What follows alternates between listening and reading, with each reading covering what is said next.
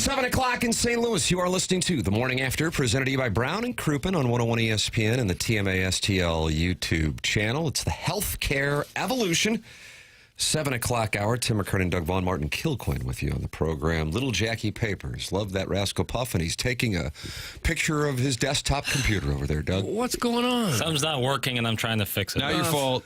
It's not your fault. Robin Williams, Matt Damon, host of Saturday Night Live this past Saturday, Good Will Hunting, 1997, and they won what? Best Original Screenplay? I don't know what they won, Tim. That's correct. Yes. And how old were they then? Because we were watching Saturday Night Live last night, Jackson. We'll get to the Lifetime Roofing lead in a moment.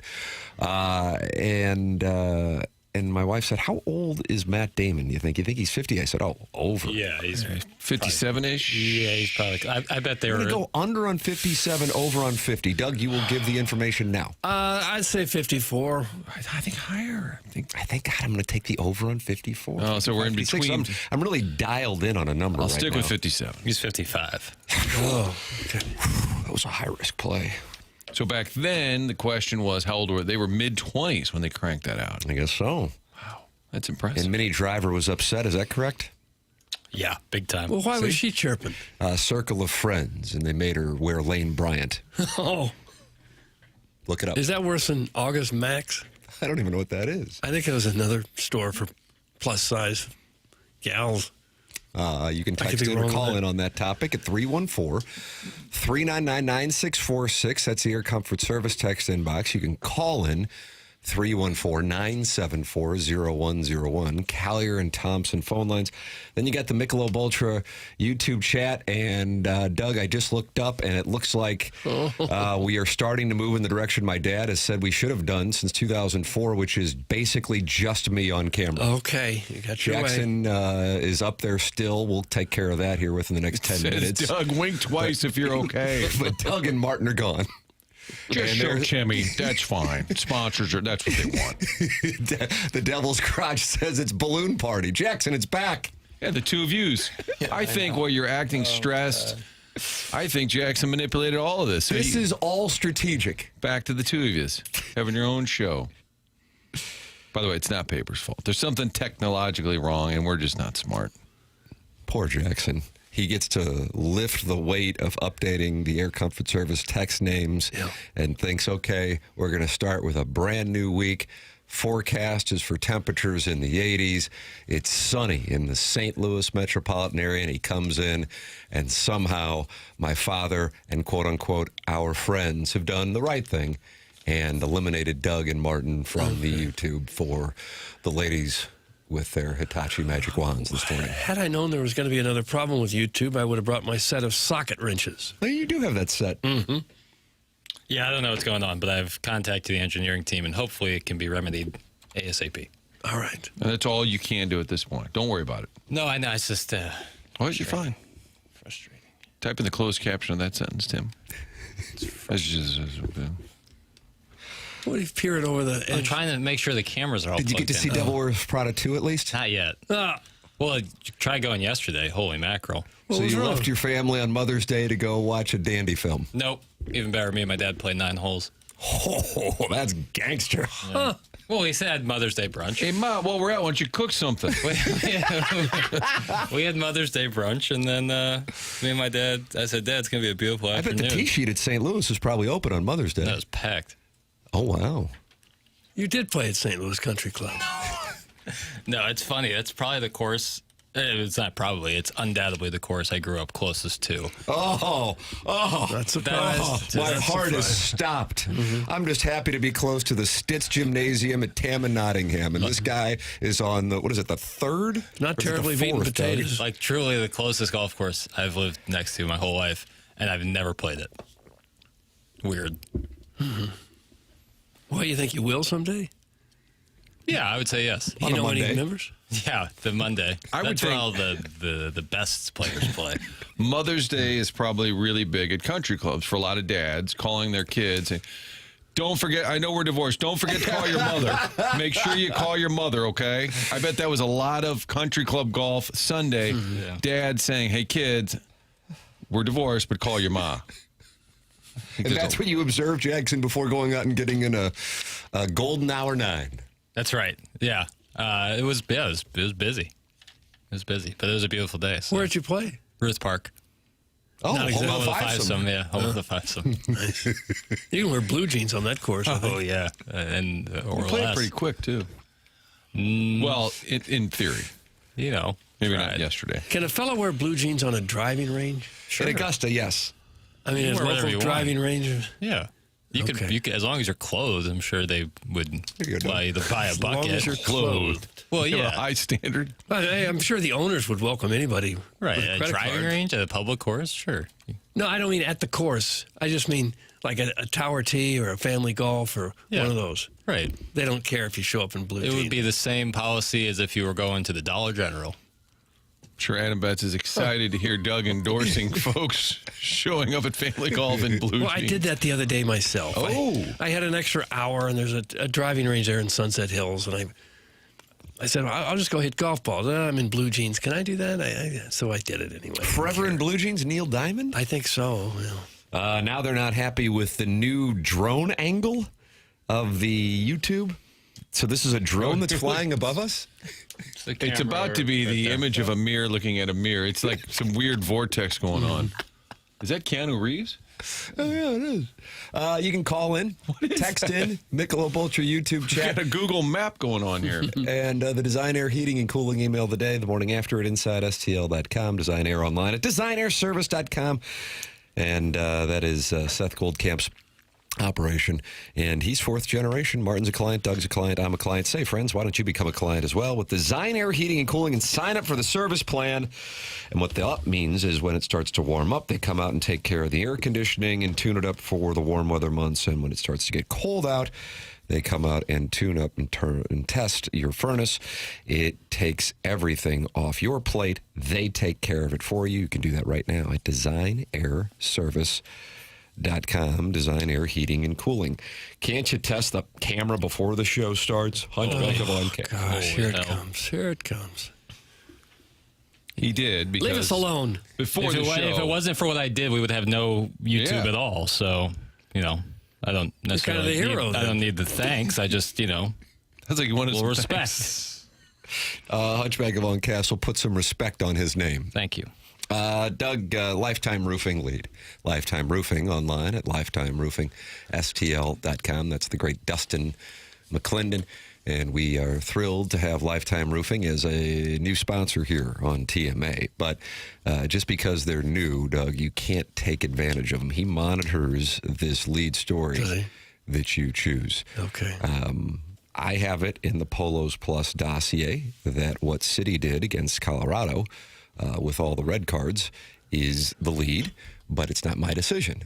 The Battlehawks, not only after getting chastised by the owner of the UFL on social media for the crowd, they responded for the fans of St. Louis. Okay.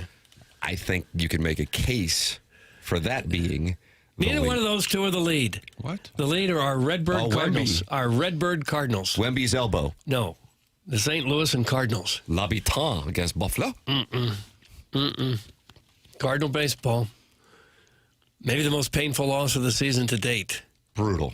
Absolutely brutal. Yeah. These things are going to happen over the course of a season, but they still hurt when they do. O'Brien's been so good. For him to cough up a home run with 2 outs and 2 strikes in the ninth, it doesn't get any tougher than that. But he's nailed so many wins down that you can't get down on him just because of Remember that. the Pittsburgh game where they saved the Yes. home run? That felt that way. Like you just see the expression on O'Brien. Like yesterday, it didn't stay in the park. The Not one even in- close, Martin. Right, but the one in Pittsburgh, you got away with it. Those things are, Doug, sometimes it goes your way, sometimes it doesn't. That's but right. you couldn't help but think, wow, 3 out of 4 from the Padres? They're wrapping up this 16-game stretch that was supposed to be the 17 games. You're about to be 10-6 during this stretch, which we said was a little bit of a litmus test. I would have taken the under all day on 10, or as it turned out, 9 all day. All day. But you get a little greedy. You're right there. You're thinking, oh, my God, what a great weekend of baseball. Did you see that stat that over the last 125 years, this is the fewest amount of hits the Cardinals have allowed in a 4-game Yeah, series? Chip Carey brought that up on the broadcast. Yeah. Fantastic pitching. They were at 12 hits for the 4-game series going into the bottom of the 9th. And then a little excuse me, how do you do single to get things going. Didn't like that. But then the next 2 hitters retired without much of an issue, and Castellanos is 0-2. And then, to his credit, battles. Lots of foul balls in that 9th inning across the board. And that at bat in particular, I could be off on this. This is intuition after watching however many games they've played at this point.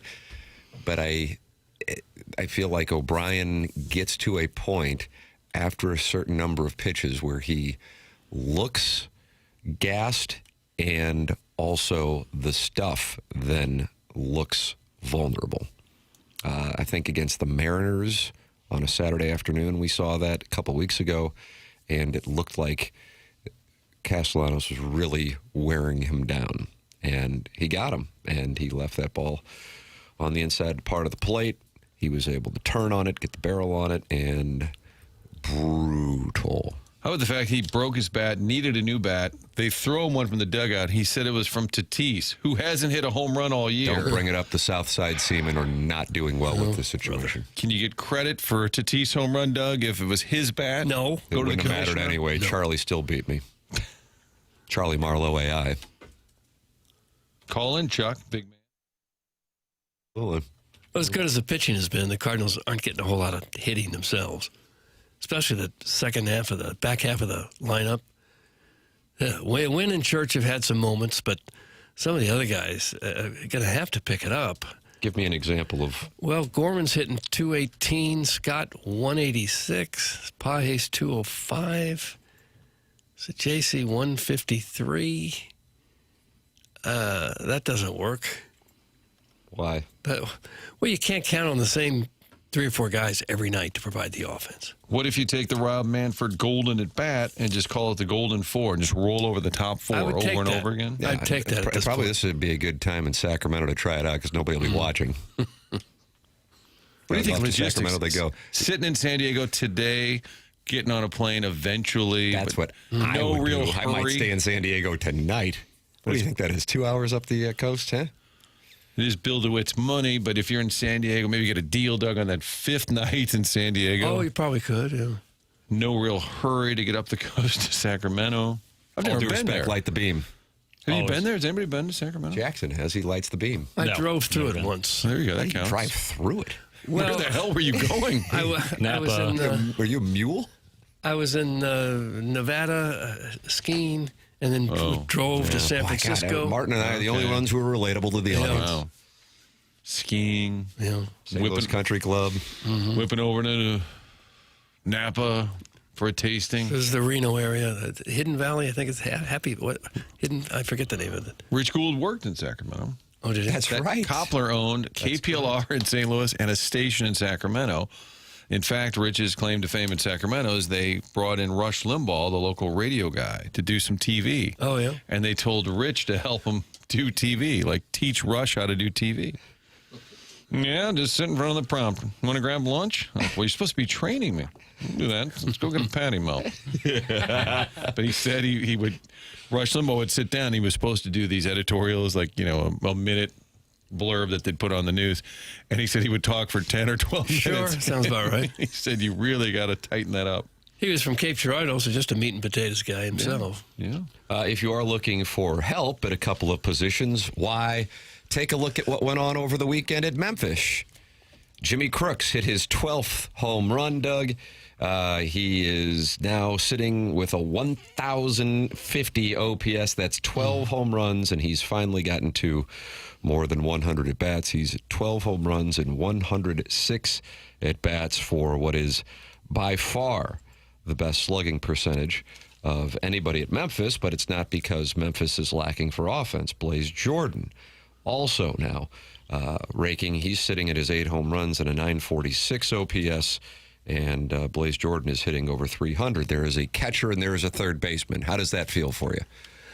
Well, that feels great. Pages' issue on Saturday night with Dustin May played a role in that loss. Mm-hmm. I don't know if they're close to pulling the trigger on that. I have a feeling they are not. What do you think there, Biden? I said get me to mid-May. We're almost to mid-May. Yeah, you said get me to the Dotem. Could really, I think they use it as a measuring stick. Heim, I know you're new. Is the Dotem a measuring stick? Claves always said Flag Day, we're moving it up.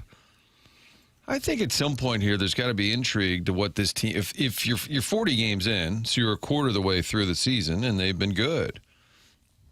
Does your metrics internally still say, well, we're not that good. We're not going to sustain this? I mean, I'm sure that they're looking at this a little bit with skepticism, but at some point, if you're hanging in there, you're like, all right, what gives us the best chance moving forward? Maybe it is getting Crooks up here.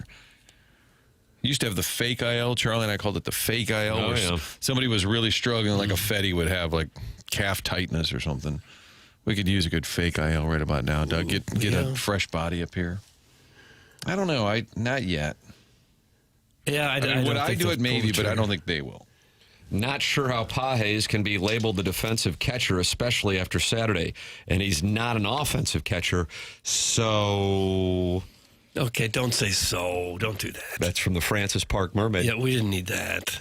You can text in with your thoughts at 314-399-9646.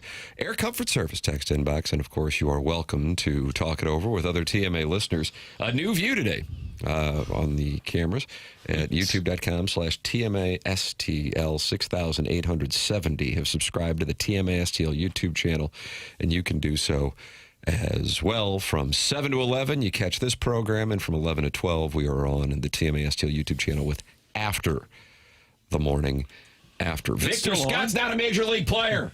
That's from Eric in the Central West End. Yeah, he doesn't hit a whole lot. He's not hitting like it. I think I want him on my roster, but not starting every day. Yeah, Newt Bar, I think, is coming back. Right now, the plan is early next month. I'm sure he becomes the left fielder, and Church becomes a center fielder. Hopefully, that'll get a little bit more offense in there. Sacramento's the hemorrhoid of California. It's the Morrison Woods wacko. Is that true? I wouldn't think so. The hemorrhoid. It's the capital. How bad can it be? The lead, Doug, should have been Thomas Ajacey. Why did he have a bat in his hands with the game on the line Saturday night? They could have pinch hit John Jay, and I would have taken it. Oh. Why was he allowed to even touch the field yesterday? Gosh. Why is he still on his team? I want guys who can hit balls. From the unknown DJ. Gosh. Pie sucks! Oh. Bobby Cobb. This is really exciting because fans are genuinely mad at the team for not being better, where the apathy of the last couple of years is gone. This is great. People are kind of invested. I agree with you. Enough so that they're paying attention to who's struggling and who they want shipped out. That's the good old days. You're like, get rid of this guy. Call somebody up. That's the urgency you have when you think the team's good. I want to see these guys. I can't stand this team. No. They got no balls. Okay? I want team with balls. I want guys with balls. How can you tell in baseball whether a guy has balls or not? Just if he strikes out, he doesn't have balls. Morrison Woods wacko's the hemorrhoid of St. Louis. Can we get some freaking Preparation H? That's from Big Blonde Dan, and he decided to pick on the Morrison Woods wacko. This is what happens when you lose. Everyone's a little testy the next day. Yep. One more strike, and we're planning a parade down Market around Thanksgiving when the World Series ends. They almost got Mason Miller on Saturday, almost, That thanks would to have been walks. insane. Yeah. 4 strikeouts in the inning. Yeah. He's about as close to unhittable as there is right now. Put Jimmy Crooks on the Battlehawks so the Cardinals are ready for him. That's from Drinking with Kevin in Wright City. Well, I don't know that he has a position in football. Lineman, maybe. I kind of think that's off the table. But we'll check into it. We will check into it. You're welcome to check into it as well by calling in, texting in, talking it over with other TMA listeners in the YouTube chat or emailing in. The program's called The Morning After. We broadcast from the Stiefel Studios here on TMA. This is 101 ESPN.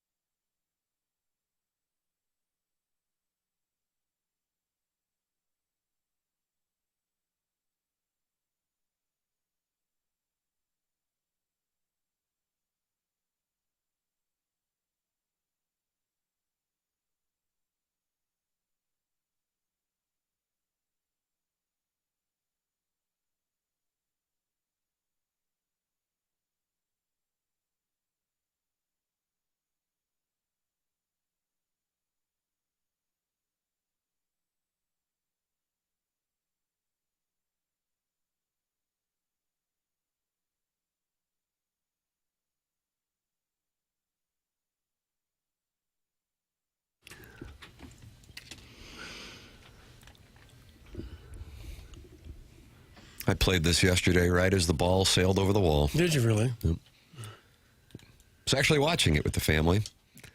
I did emotional risk management on the Cardinals-Padres game. Oh, no. Bet on the Padres. I bet on the Padres right when I saw that little blue pit. I go, let me see what's doing here. Got him at plus 550. It was a small taste. It was a small taste. Jackson wouldn't even bend over to pick it up. I wouldn't think so. Not if Doesn't he's make it playing any Rick better, Park. though, I'll be honest with you. My dauber was down. Was it My really? dauber was down again. This morning talking about it. And, Ali Marmol makes this observation, and we have to talk about it here because it's not, the sound is not available. But, Martin, I said on Friday, if you recall, I said, I got to reach out to Anouk Karunaratne, who is with the Cardinal. I call it broadcasting wing, but I don't know if that's the official title of the job. And I said, what is the story with Major League Baseball on the on not making things accessible on YouTube as far as post-game sound, whereas NHL teams do? I think it's got to be an MLB thing, he says. So you're talking about like Ollie's post-game, the players' post-game? I said, yes. He goes, I'm going to look into that, and I'll get back to you. So we are going to get that information. But poor Jackie Papers doesn't have it, so we have to credit Derek Gould and the St. Louis Post-Dispatch for this. And this is what Ali Marmol said. What I love about this is you've got a clubhouse that is pretty pissed off right now. That says something to not coming into this series feeling good about just splitting with these guys. They wanted to get Mason Miller Saturday night. They want to take the series and prove what they're all about. I like the fact that the mood is what it is. Expectations are high, and I love it. My point is more rather than going in and saying, man, we split against a really good team, they're pissed that we didn't sweep it. It's Ali Marmol in the St. Louis Post-Dispatch this morning. I have the audio. I see. I apologize if you do. I have Ali Marmol on. I might have transcribed it poorly. I have Ali Marmol discusses Kyle Leahy's solid start, the Cardinals' offense, and more. Yeah, after the it was team's tough a 3-2 bad loss. description on my and part. Ali Marmol in-game Friday and Michael McGreevy in the lineup belonging with a team like San Diego. Simply bad description on my part. Remember Simply Red? Was that holding back the years? I think so. Money too tight to mention? Well, He looked kind of like Dustin May, only not quite as tall. Wow. Oh, actually, that's a good call. really nice. Why don't we just yell when he doesn't want to talk in the postgame? Hey, Simply Red, get over here. You want to hear the audio? That might get me back down to the ballpark in the clubhouse if you were wanting to do that. Here is Jackson Burkett's audio, which was, he said, poorly transcribed. Man, we played a good game. We knew it was going to be tight. Leahy did a really nice job of giving us a look through 5 there. Couldn't put a ton together offensively. Walker's homer was a big swing. Keeping these guys across the way to under 2 is going to be a tough one, but our bullpen did a really nice job, man. They got O'Brien, but guys leading up to that were excellent. But what I love about this is you got a clubhouse that's pretty pissed right now, and that says something to not coming into this series feeling good about just splitting with these guys. They wanted to get Miller yesterday. They wanted to take the series and prove what they're all about. So I like the fact that the mood is what it is. The expectations are high, and I love it. Yeah. Well, I would hope so. I would hope they can't lose a game like that and then say, oh, well, the guys didn't really seem to care. They're just happy to be out here. But, I think some of in the big picture, the mood has changed from let's see what we can put together and establish for the future to maybe we got a shot this year. That's the good part for me. I would hope that the players would be upset if they lost a game like that. And I think even in spring training when we were there, and we all do it politely, like, hey, how are you going to deal with this season? And we're thinking you're going to lose 90 games. I think they would all say, well, who knows? Maybe we'll be okay. Yeah. They never told themselves we're going to be a 70-win club. So they should take, everyone. And especially what we were saying as fans, you're watching and media, and you're saying, all right, you're about to take 3 out of 4 from the Padres. About to go 10-6 during this 16 straight. Yeah, the little Brewer rainout deal, but it was right. That would be a total kick to the gut. Otherwise, you shouldn't be playing pro ball if it doesn't hurt. Yeah. Was that audiocardinals.tv? Yeah, where'd you get it from, It Papus? must have been because MLB Film Room. that was probably, though, from like the Chip Carey post-game Yeah, it was. deal. I heard that extended interview. It was Chip Carey. Papers is going into silent mode. Well, I got it from MLB Film Room. You're Doesn't fine. say. You're fine, buddy. That's Okay, no, all right. that's Gosh. Gosh, sideways. Jerk. Enough sports. Talk French fries. Oh. That's from Mahi Mahi. Fix the damn camera! Big Tuft. I hate Mother's Day. That's from Salty Bald Why Dad from would you- Caseyville. Just imagine if Riley O'Brien gets that final strike, Doug. I don't think any of this is going on. No, people are in a much better mood. Padres got that win. They're now tied with the Dodgers for first in the West. That's a good team out there. And the Cardinals were on the verge of taking, what would that have been? 5 of 7, right? 5 of 7 from the Padres and Dodgers. Are you kidding me? God bless America. The games are competitive, man. That's the thing about it. When they Even lose. the Saturday night loss. Yeah, you lose, but it's kind of hanging in the balance. When that Busman special against the Brewers, and that was kind of a blah, and that Sunday afternoon against the Dodgers, kind of a blah. It's like, oh, that's surprising. They weren't in it. I mean, they were mathematically. It wasn't like it was 10-0, but they weren't checked out. And I actually think it is of note. I understand what you're saying, Doug, because I think from an idealistic standpoint, you would expect everybody to care, everybody playing to care. I think it's of note that Ali Marmol is pointing out that they care.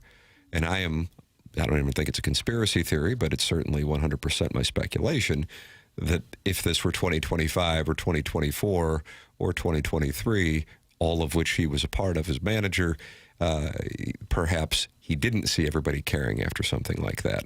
So he likes the fact that a group of guys who could have been in the mindset of, okay, we took 4 of 7 from the Dodgers and Padres back-to-back weekends, and we're in both the losses against the Padres, are actually pissed off because perhaps in 2023, 2024, 2025, that would not have been the vibe. That is my belief for that observation from the Cardinal manager. Yeah, maybe, especially if they're not really in the race. And they were in the race for half a season anyway. But I would just think as a player, you take every game and battle it as hard as you can. And if you ever, anytime you lose a game, you're going to be upset about it. I would think, though, at least those are the type of guys you'd want on your team. Sure, exactly. And I think it's indicative that they're doing well without it. Went from plus 295 to plus 340 after splitting the Padres. That price is a steal, Doug. That's from Jugs in D.C., Atlantic 10 Basketball Gambling Insider. I don't know what he's talking about. No. Plus 340 to make the playoffs. He says, hop on now. Doug, you're getting 3.5 to 1 on your money on the Cardinals to make the playoffs per Jugs in D.C.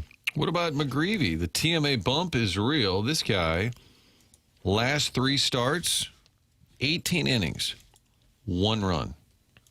Michael McGreevy. Last 2 starts, both 6 shutty. Yep. Can't get to 7, though, can he? No, We should Gibson call him did. out. Tudor 9 did. Ks Friday night. McGreevy. How about the 9 Ks? Great article by Derek Gould in the Post-Dispatch about what took place there. He says his mindset has changed on 2 fronts. Number one, of course, his velocity was something that was of note in both spring and the earlier part of the season. He's worked on getting that up with both his fastball and his sinker.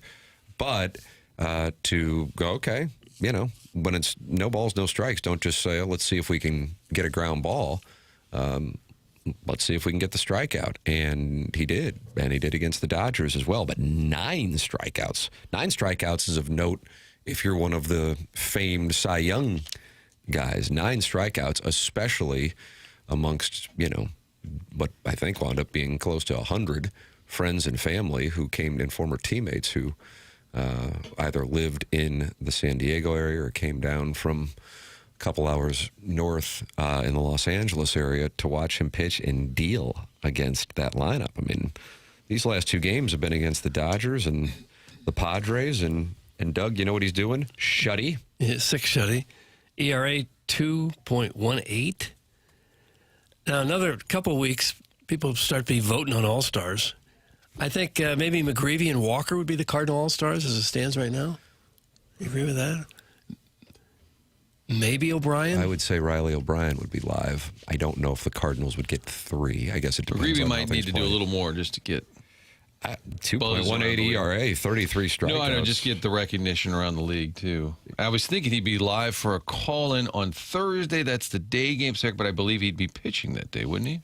Are they doing this? After experiencing what I can only describe, and my team of lawyers can only describe, an unfortunate text last Tuesday in which he was irritated with us for not inviting him on the program after, quote, 6 shutty against the Dodgers. My expectation is, even though they have an off day today, and they might be in the hemorrhoid of California, is that what they're calling it now? I thought it was just light the beam. I wouldn't say and that's that. Doug Christie and his wife used to sit courtside to make sure that he wouldn't look at other women. Yeah. Am I right? They did a Real Sports on that, and somehow it was painted as being romantic. Well, she just had her head on a swivel looking at all the women. No, man. Are you familiar with that, Papers? No. Yeah. I had no idea. Do you think he's calling in today? Is that what you're I throwing think out if there? I fired a text, he'd be like, yeah, of course. What time? That's what I think. The question is, are they in San Diego or Sacramento? My action would be on Sacramento, even though it's going from San Diego to Sacramento.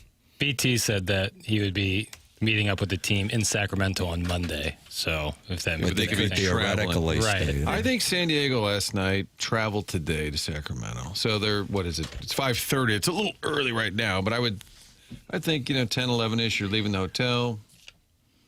So he's probably up 9. That makes 11 here. He might be live for after the morning thing, after thing you guys do. That's right, Doug. Strode How about program? that? Yeah. McGreevy's our ace. That's from Derek, for real. Yeah, I don't think there's any that's- doubt about that. But May pitched really well on Saturday. Yeah. That was a very odd play with Pages.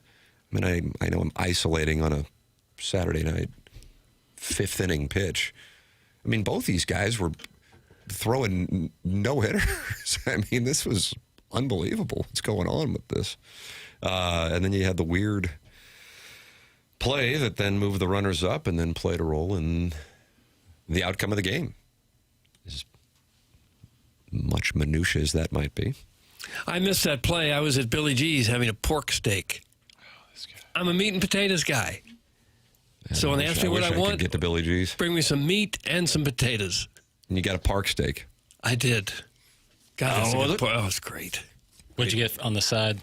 French fries, extra seasonings, please. No, I had the broccoli salad and coleslaw. Man, that sounds incredible. Well, that's why I missed the play. I wasn't trying to brag about it. I'm just saying that's why I missed it. Well, they don't put any sound up on YouTube, but they do put the little highlight packages on YouTube, and I know that because I watch it over and over again with my 4-year-old. And last night, I did not like going back and watching the Riley O'Brien debacle. In the No, ninth don't do inning. it to yourself. And I did, because he wanted to see the Jordan Walker home run, which nearly went over the warehouse. Crushed. Telling you. Did you see the look on the pitcher's face? I looked back at it. It's like, I don't ever think I've seen a ball go that far. Did you notice the throw he made at the end of yesterday's game? Yeah, why is he not backing up on that? Why is he not running into I was the thinking catch that. Like, and get then a fire? head of Maybe he steam, could've. kind of. Yes. According to the game story, he was standing 299 feet away from home plate. He threw a laser to home, a perfect one-hop throw. Half a second earlier, and the guy's out. Right, and that would have been one of the best throws of the year. I'm criticizing, but it felt like he's standing right under the ball and then throwing as opposed to running. I've never played Major League outfield, but I imagine. I had the same thought. Don't you want a full head? Great throw. Clearly, he's got got an arm. But you're thinking, all right, get that full head of steam. Doug, was a 2013 NLCS Game 1 extra innings, Cardinals and Dodgers, Magic Johnson right there down by the Dodgers dugout, in which a ball was hit to center field, and I think it was future Cardinal Mark Ellis on third base, and theoretically in right center, the center fielder would have the right of way and throw it. But Carlos Beltran, knowing he's got the stronger arm, I think he calls off John Jay and guns out Ellis at the plate, and why the Cardinals win the game and go on to win the series after Michael Wacha shuts down the Dodgers that Saturday afternoon while Missouri's wearing the Bumblebees playing Florida down at Faurot Field. I don't remember all of that detail. Some of it, sure. That felt like the Vin Scully play-by-play of the final out. Ask him what time it is. He'll tell you how to build a watch. I love a great throw from the outfield. I think that's You one loved of the, Vladimir Guerrero, Larry Walker. Yeah. Mark Whitten. Oh, yeah. Man, could he throw? He Rick kind of Ankiel. short-armed the ball, but he still threw bullets. Rick Ankiel in that one game in Colorado. Oh, Yeah. how do you do? Yeah. That was Dave Parker. All-timers. The Cobra. Cardinal Roberto hitting coach in Clemente. 1998. Yeah. The biggest story to me is Jordan Walker continuing to hit. He hasn't cooled off. There was that little stretch. I think we all worried that it was going to fall off. At this pace, guys, 45 homers, 117 RBIs. That's the pace he's on right now. I still got him at 80 in honor of summer of 98. He's going to hit 80. Nope. He's big enough to hit 80. Because if he doesn't hit, man, who's hitting cleanup? That lineup is already a little weak. If he doesn't hit, that's the story. His StatCast numbers are still crazy. Crazy. Give me some. Give me a StatCast, boy. Top 1% in bat speed, hard hit percentage, expected slugging, average exit velo, batting run value, sprint speed. He's in the 92nd percentile, arm strength in the 99th percentile. Doug, where did you have him in batting run value? Right about there. Whiff percentage down in the 9th percentile. Chase percentage in the 37th. So And didn't homer until the final game of the spring. And That's right. Weren't they talking about his swing back then? Like he's going to get back in the lab. If Martin cares so much about the team's travel schedule, why doesn't he just throw an air tag in McGreevy's bag next time he's in the lockout room? That's from Bobby Big Wheels. Not the worst idea I've ever heard. I kind of like that. Crowdsourcing here. How many players in the Major League Baseball are bigger than Jordan Walker? I guess Judge. Aaron Judge, is a little O'Neal taller. Cruz. Cruz is taller. Taller, yeah. There's probably some pitchers that are just as tall as he is. Taller, yeah. If But we're I mean, talking to weigh height. 250, or I think he weighs listed Yeah. at 250. I just looked to see who the heaviest player of all time in Major League Baseball. They're crediting Walter Young, a first baseman with the Orioles, 322 pounds. Bartolo Colon might have pushed that. Yeah. Yeah. But he was like, what, 6 feet tall maybe? Yeah, Young was 6'5", 322. Bartolo Colon enjoyed being fat. That's what I He liked did. about it. Remember that line being drive? fat. That line drive that hit him in the stomach, about 100 pounds. He didn't even feel it. Picked the ball up and lobbed it to first. He was absolutely okay. And if you look at a picture now, Terry Forster, left-handed reliever of the Atlanta Braves that Letterman famously called the fat tub of goo, and it became like a thing. You look at him now like, he really wasn't that fat. No. You guys remember Frank Howard? Oh, huge man. Oh, yeah. He was a basketball player in college, I think, at Ohio State. A really good hitter. Slow as molasses, but he was, I think, 6'7", yeah, 6'7", 255. That's not far off Walker. It's an inch taller and 10 pounds heavier. They called him the Capital Punisher because he played for Washington. I like that. Great nickname. Nolan Gorman needs to get back in the lab. That's from Jonathan Sutter. He is in probably the Michelob Ultra YouTube chat with 250 of his closest friends. And they're in there talking about it right now, Doug. How long will they stick with him? This is year 5? Especially when you're getting production at the minor league level at 2 of the spots where they have issues. Yeah. I mean, your top 2 minor league hitters at AAA are a third baseman and a catcher. So I wonder. Gorman had 27 homers in 2023. I think they just continue to think that that's what he should be doing. That was only in 119 games. So if he played almost every game, he figured he'd be up over 30. Jonathan Sutter is on the same page with me. Both things can be true, that you can develop this team by bringing up AAA talent while still focusing on winning, because those guys will give you more offense possibly. That is from Jonathan Sutter, and he's having a big morning in the TMA STL YouTube channel. And at some point, I think it's Ollie's conversation with Chaim Bloom as to, hey, give me a little more here. Like, we went into this thinking we're just not going to be very good. Just develop guys. Let's have as much fun as we can. But if you have a chance to win more nights, more often than not, I would, if I were Ollie, I'd be pushing Chaim and say, hey, let's call somebody up. At some point here, I think you're going to start thinking of what gives us the best chance to win, not sacrificing the future. But Jimmy Crooks is what is he, 25, 26? Yeah. You're not calling up an 18-year-old kid. Yeah, I think if you're in the mix, you got to go for it. You don't know how many years you're going to be in this position. We've seen before in 2006 and probably 2011 too, those weren't the best Cardinal teams, and yet they won the whole thing. And then we saw them years when we think they did have the best team in baseball and didn't win. So any year you got a shot and you're in the running, you got to go for it. Even if when the season started you didn't think you had much of a chance. And you're not mortgaging the future. You're, in fact, you're rewarding somebody at the minor league level. Now, Pages is a popular guy. How many times McGreevy talked about golfing? Pages is part of the group. I'm not saying that should matter, golfing buddies, but in the room, that's the thing that they're always constantly navigating too. The chemistry that's working, everybody gets along. But at some point, if the guy doesn't catch well defensively, then he doesn't have value. Yeah, if the pitchers are telling you this is the guy we want to throw to, I'm sure that carries a lot of weight. Probably more than a guy who might come up and hit a little bit more. Doug, on your biggest player, can you believe that Paul Skeens is listed 6'6", 260? Is he really? 260. I thought, does he I didn't look think- big, 10 pounds heavier than Jordan Walker? No, not to me. Odd. Because usually they lie in the other direction. It's way too light. Right, and he's 23. I figured he'd be like a 6'6", 210 kind of guy. Randy Johnson's got to be maybe the tallest ever.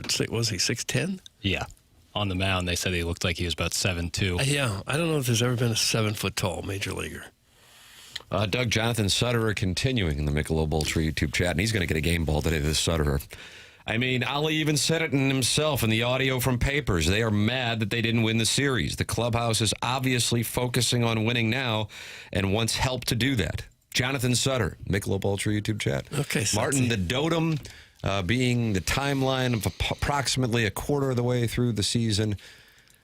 Any chance that they would make that move for either Crooks or Jordan?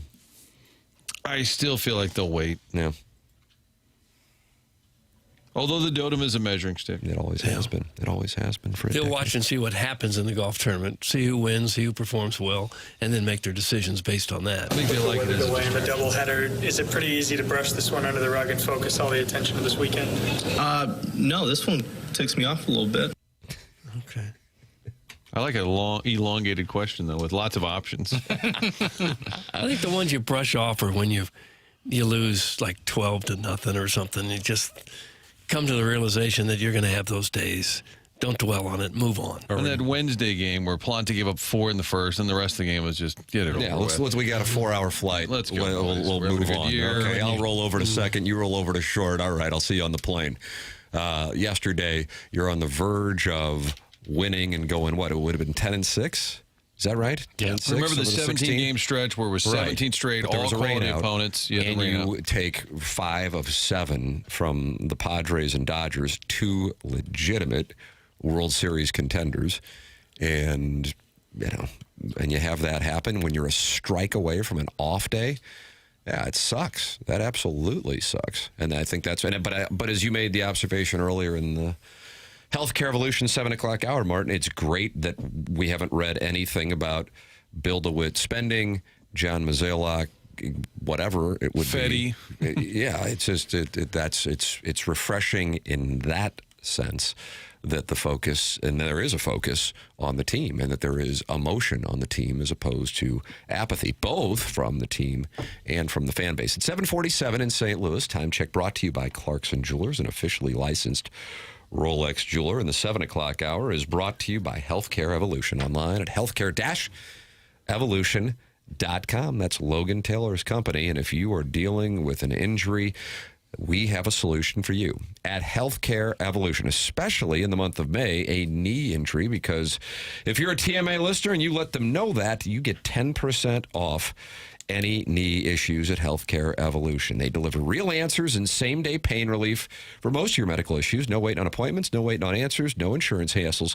Healthcare Evolution will give you real answers and same-day pain relief on the spot. Get rid of those nagging injuries. Are you trying to avoid surgery? Healthcare Evolution is an option before going to surgery. And for the month of May only, TMA listeners get a 10% discount on any knee issues. It's healthcare-evolution.com. Go to healthcare-evolution.com and see firsthand the same benefits I've received from Healthcare Evolution, sponsor of our 7 o'clock hour. The program's called The Morning After. It's presented by Brown and Crouppen on 101 ESPN from the Stiefel Studios.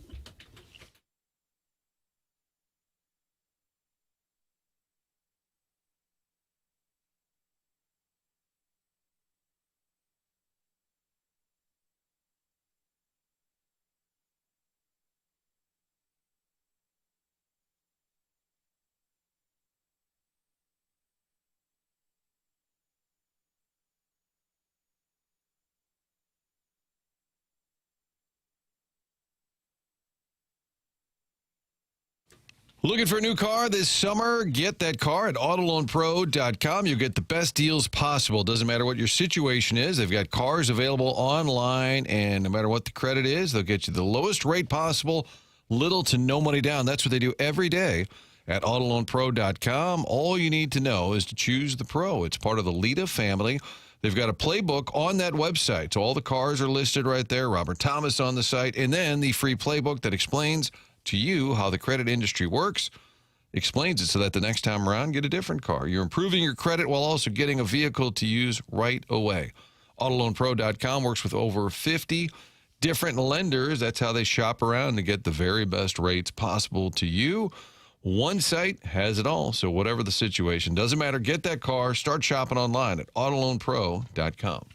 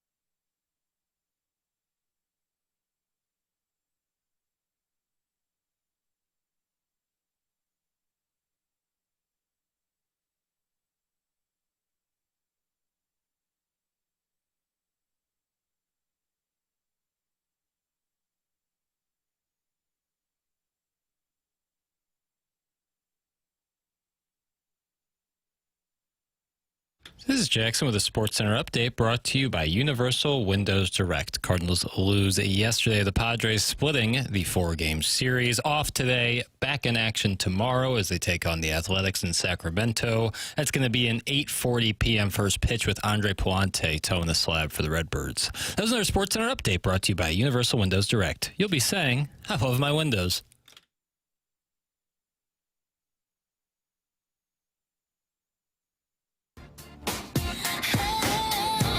Well, Doug, it was controversial when you selected the Cardinals Padres as the lifetime roofing lead. Yeah. A lot of pushback considering the 1-0 victory.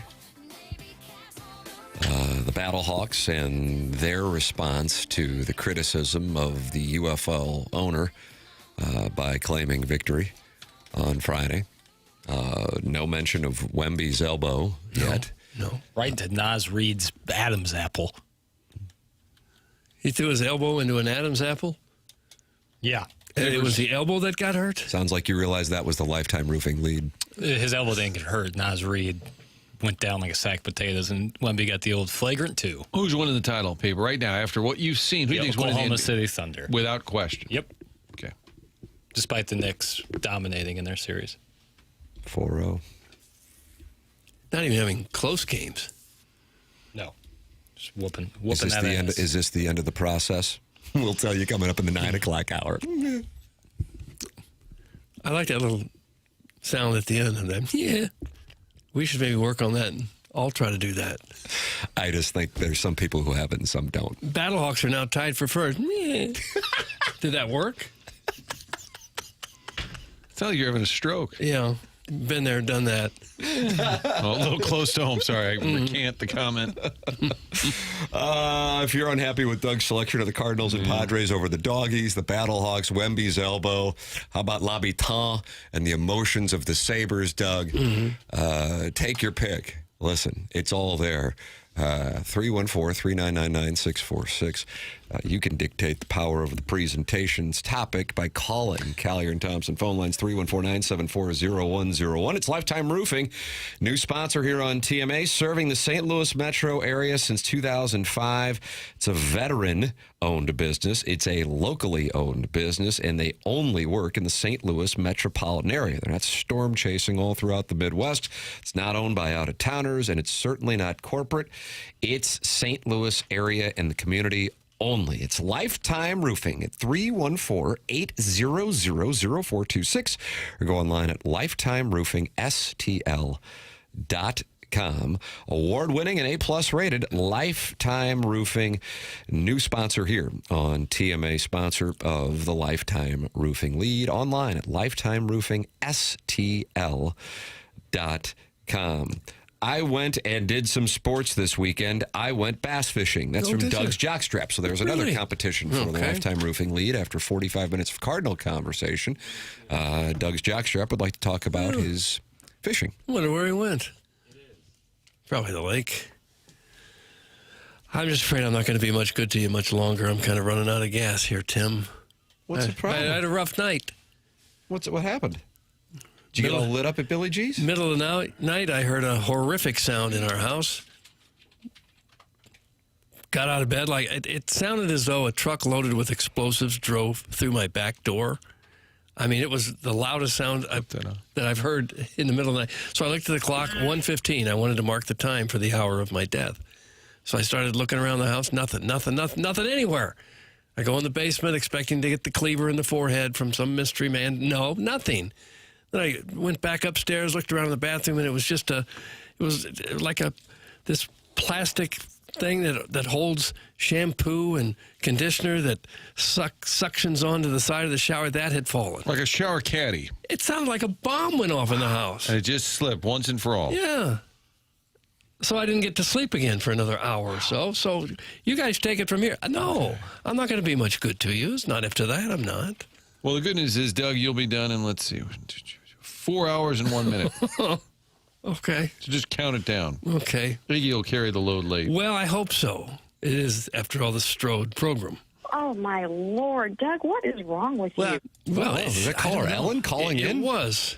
And then trying to go back to sleep, you start worrying about the alarm, and but Yeah. it's not time to get up if you fall back asleep. How could a foot-long piece of plastic fall and cause that kind of noise?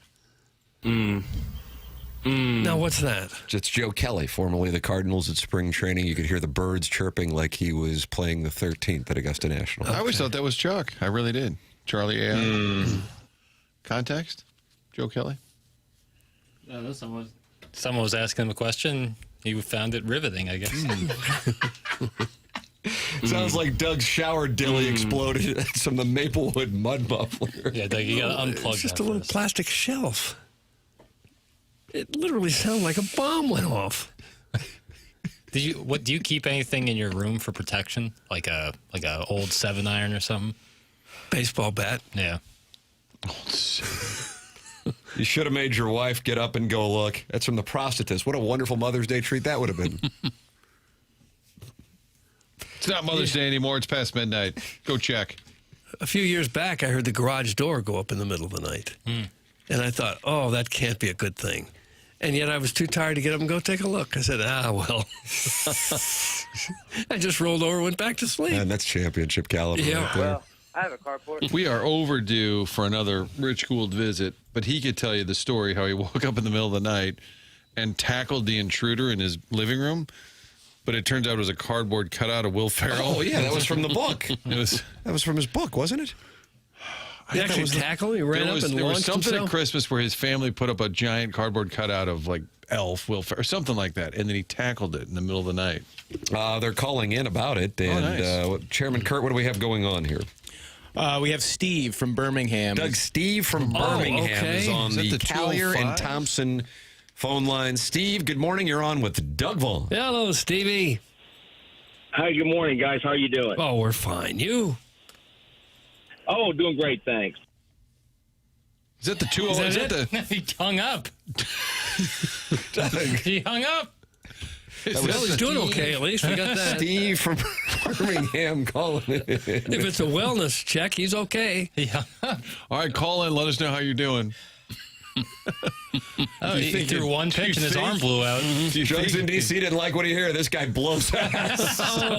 Drugs in D.C. That's all it takes. No, First caller ever. That was going to be a good one. Steve, call back in. Oh, no. What do you got for a hint there? As chairman, you say it's going to be a good one. Oh, I don't want to step on Steve. I'm going to let him do his thing. Okay.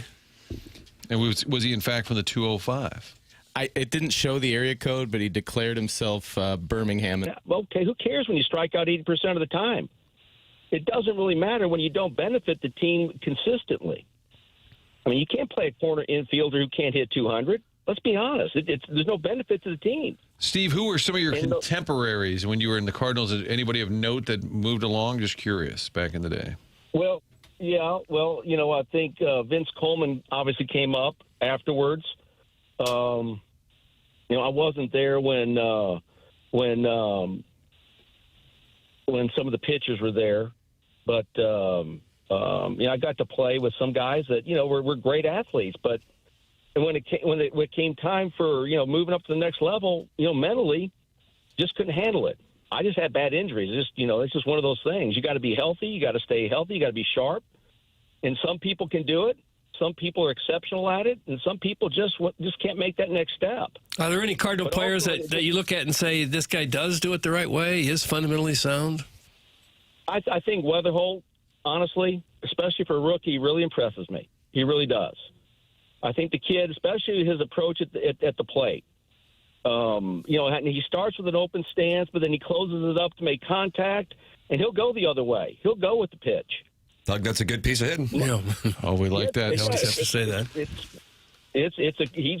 He's fundamentally, it looks like he can be a very, very, very good player. The rest of them pull off the ball. They're trying to hit the ball out of the park every time, and again, I hate to harp on it, but you watch these Braves hitters, especially O'Neill.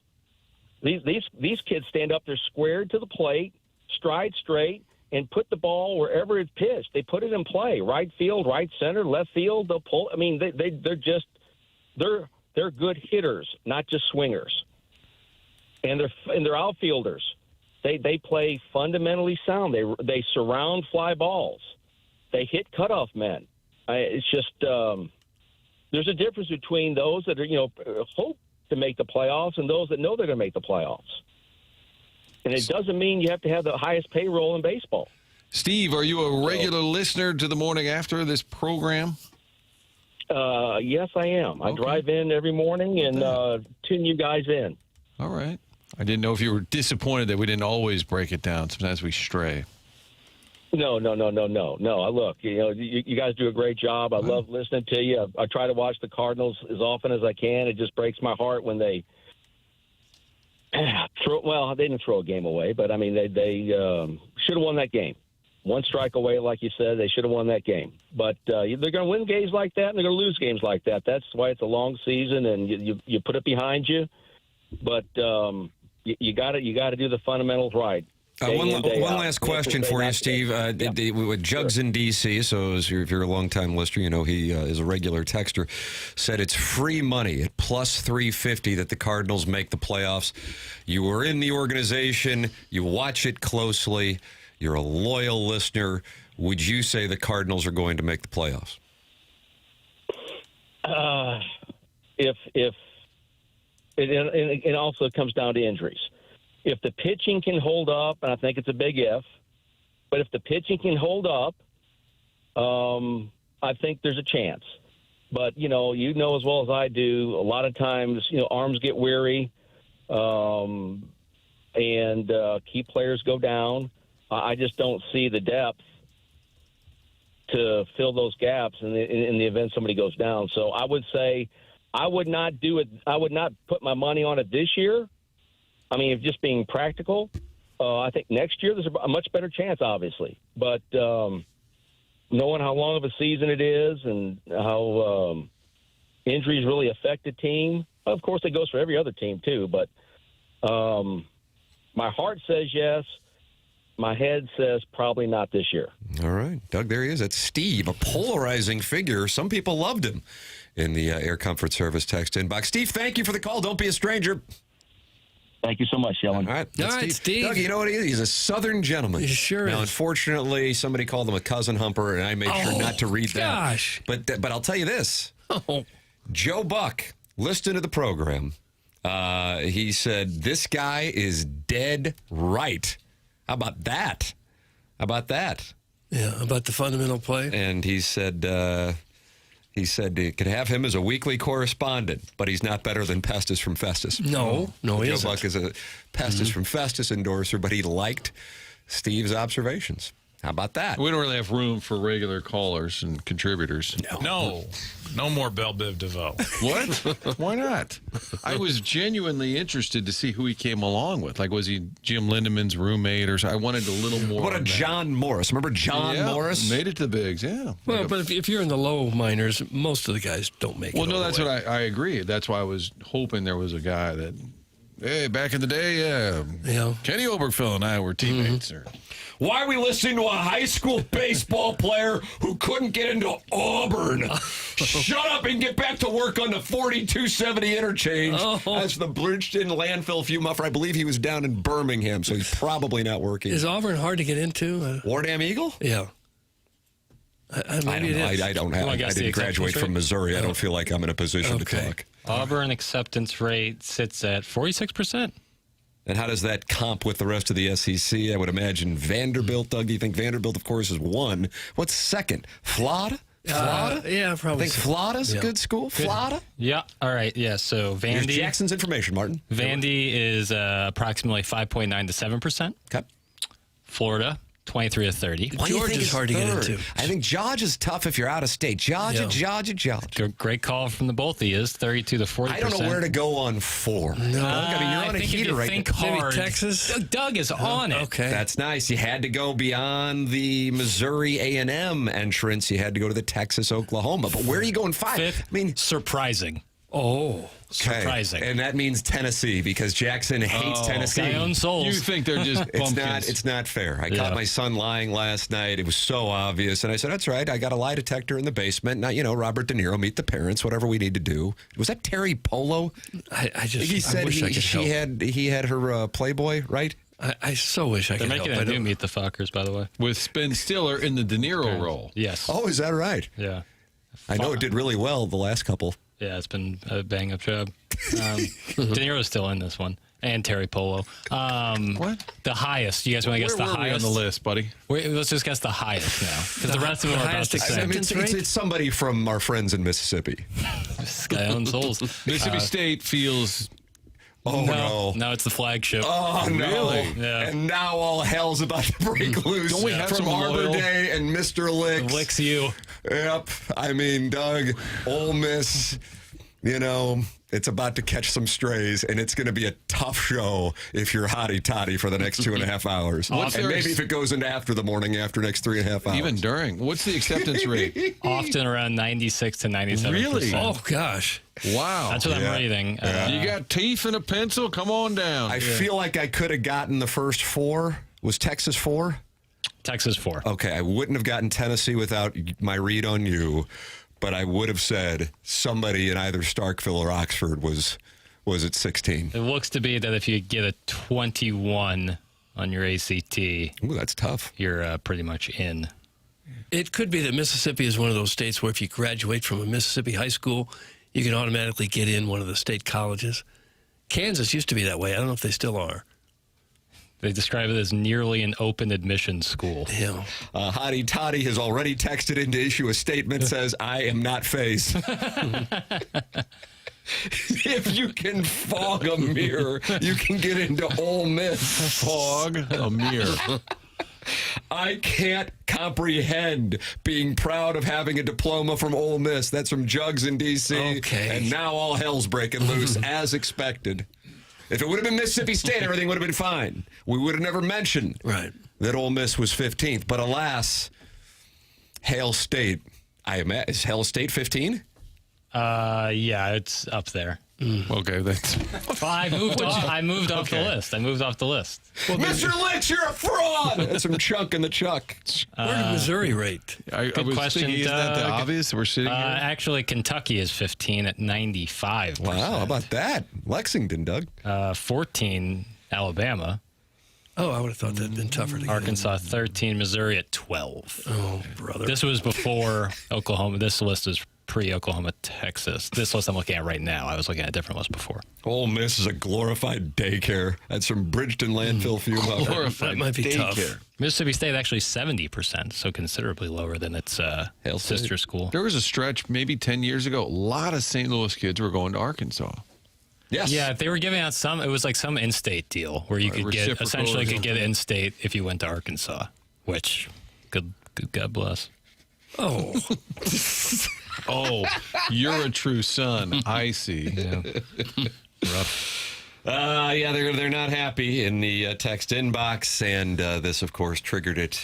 Jackson's SEC acceptance rate data following Steve, who knows ball but does not proudly proclaim himself as an Auburn graduate, as he was not able to get in. And Alan Badeville says that's probably one I would have kept in the holster. You're welcome to get involved on the program by texting in, calling in, talking it over with other TMA listeners, or by emailing in for our Design Air Heating and Cooling email today. Martin, that comes your way at 9:45. Seth Goldcamp's Design Air Heating and Cooling. Love Seth Goldcamp and the entire team, and that's what it is. It's a team. When you meet the employees, you can tell that they are proud of the product, and Seth makes sure that they don't try and sell you things you don't need. When they're in your home, time to get it repaired, call the folks, get online, book it there. It's real simple. Designerservice.com. Get a maintenance check right now before summer takes hold. That air conditioning is going to be running nonstop for months at a time. Makes sense to get a little maintenance check, and you can do that with the best in the business, Design Air. Longtime employees who, again, love what they do, and there is a difference when you get them inside your home. They're going to get that job done right. We got the new furnace put in November. Absolutely no problems. The installation, totally professional. And then when it's done, they explain everything to you, walk you through it. I don't get all the technology. They explained it real simple. Who do I have, Doug? I had Joe and Joey. The team, did you? Yeah. The team of Joe and Joey. Doug likes to rank them. He's got the Vaughn index of sexiest. Hard to beat Larry the installers. Silver Fox. I just want the professionalism that comes with Design Air. You get them in, get things fixed, and sign up for one of those maintenance service plans. That way you're covered year-round, all your heating and cooling needs. It really is one choice. designairservice.com. There it is. Design Air sponsor the email today. Send yours in the morning after at InsideSTL.com. This is TMA 101 ESPN.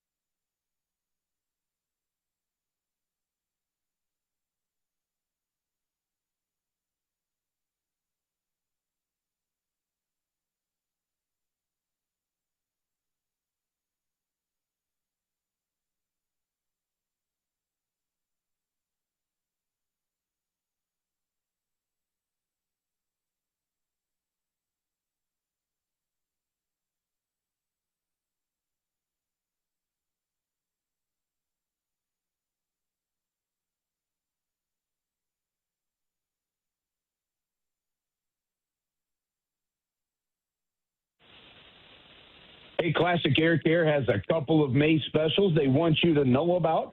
One of them, of course, is just $89 maintenance check. That's it. They come to the house for less than $100. They can make sure that that unit has been checked out, cleaned out, is working properly. The differences in air temperature from the unit to where it's blowing out of the vent, the force of the air, all that stuff is ready to go for the hot summer. Now, the other thing they want you to know is this, is if you've been in the market for a new air conditioning unit and you want to make sure you get it done before the summer heat comes, they can take care of that for you, too. And as a matter of fact, they're running a special with no interest, no payments for a full year on them. So if you're saying, geez, I've needed to do this or this is going to be a problem, Well, don't worry about the budget. They've got it covered for you. They've got a way to make it affordable and easy for you. That's what they do. They take the pressure and the stress out of repairs, out of rebuilds, out of issues, straight out of it, so you can be comfortable in your own home. It's Classic Air Care. Book an appointment online at classicaircare.com. They've been making people comfortable since 1926.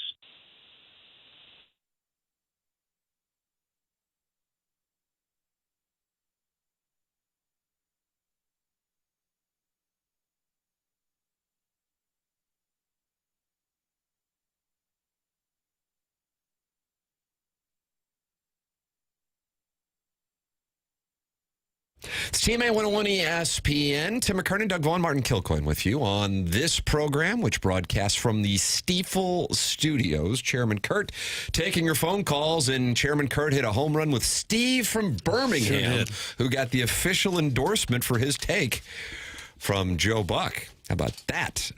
You're welcome to call in as well. 314-974-0101. Callier and Thompson phone lines. And you can talk it over with other TMA listeners in the Michelob Ultra YouTube chat. Kind of a fun thing that my dad put together this morning, where I am the only one on camera now. And I guess it's the right thing. Jackson's been erased. Jackson was Martin and Doug were erased initially. Mm-hmm. Jackson is now gone, and now we have it the way it should be. Order has been restored. I feel like we got snuffed out. Joining us right now for his Monday hit here on 101 ESPN, Chris Kerber with us on the Callier and Thompson phone lines. Morning, Kerbs. Morning, fellas. How are you? We're wonderful. We have people texting in with real interest in what is going on with the Springfield T-Birds. They are getting things underway tomorrow in their series with Wilkes-Barre. Doug, that's the Penguins they're taking on? Is that right? That's right. What can you tell us about this, and what Blues fans who are hungering for hockey and the future can observe in this series? You know, I was thinking about this a little bit last night, Tim. Like, imagine, you know, how, like major or minor league baseball, like all their playoff series and all that stuff, everything's done pretty much long before you get to the World Series, right? Hockey is just different, like it is in many ways. So here's a scenario where the big club has been done now for several weeks, and the minor league team is still going, and they're going on a run. So, like, imagine if, like, you know, last year the Cardinals are done, but then 3 weeks later, you know, you're seeing Jordan Walker and a group of other players still performing and playing well and having a chance to win, you know, their championship at the minor league level. And that's kind of what's going on here.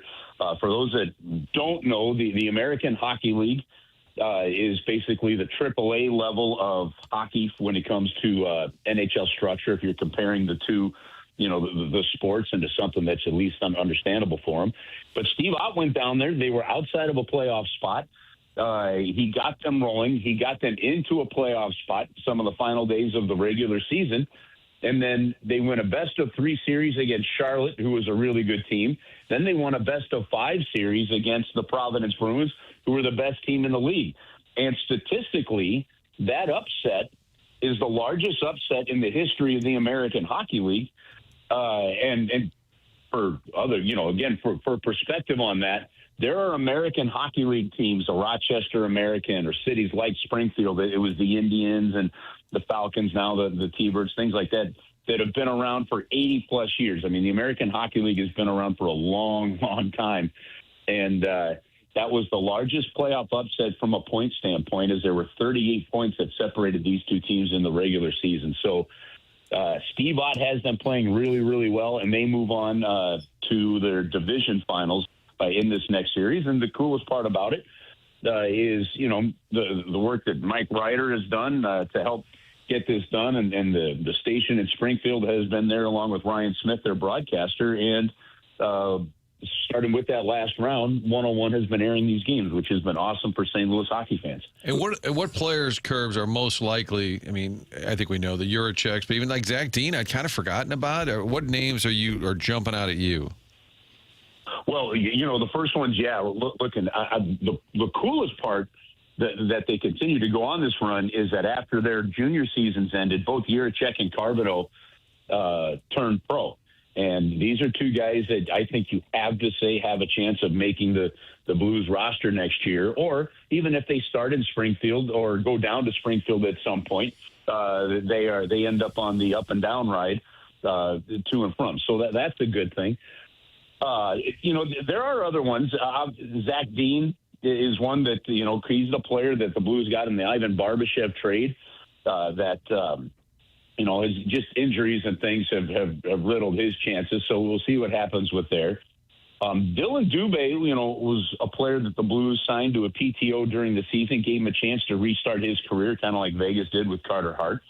And he has been playing really well. Tremendous reports coming there, from him. But whether it be Michael Buschinger, a defenseman that is, in his second full season and has made some real progress. And another one, so there's a handful of them, Martin, but one of them that kind of intrigues me is Peterson. He played, I think it was Boston College or Boston University, third round pick of the Blues, and has that kind of go through a brick wall, not the old enforcer type role, not a heavyweight, I would say, like an Olivier is in Columbus by any means, but has that attitude and just continues to progress. That, I was told last year that if he got a chance to come up, he might be one of those players that wouldn't let it go, and made sure that you just found a way that you had to keep him. So I'm excited to see his progress as well. Is Carbonell still the top prospect, or is it someone else? You know what? I got to think that kind of between him and Jiricek, there's the top two. I think, your top forward prospect right now probably is Carbonell, and then your top defensive prospect would be Jiricek. And there's a great, the Thunderbirds put it out there. I retweeted it, but in that game with both these guys turned pro, and then they, with them playing in an elimination game, or in a game where they could eliminate, the Providence Bruins, Steve Ott played both those players, and Jiricek ends up throwing a huge kind of Bobby Plager-esque hip check and sent the guy flying. It was pretty awesome to see. So I would say those are the top two prospects that are going in that run right now. Do you think Steve Ott will he get a sniff this summer when some jobs open, or is it a little more down the road? What's your gut?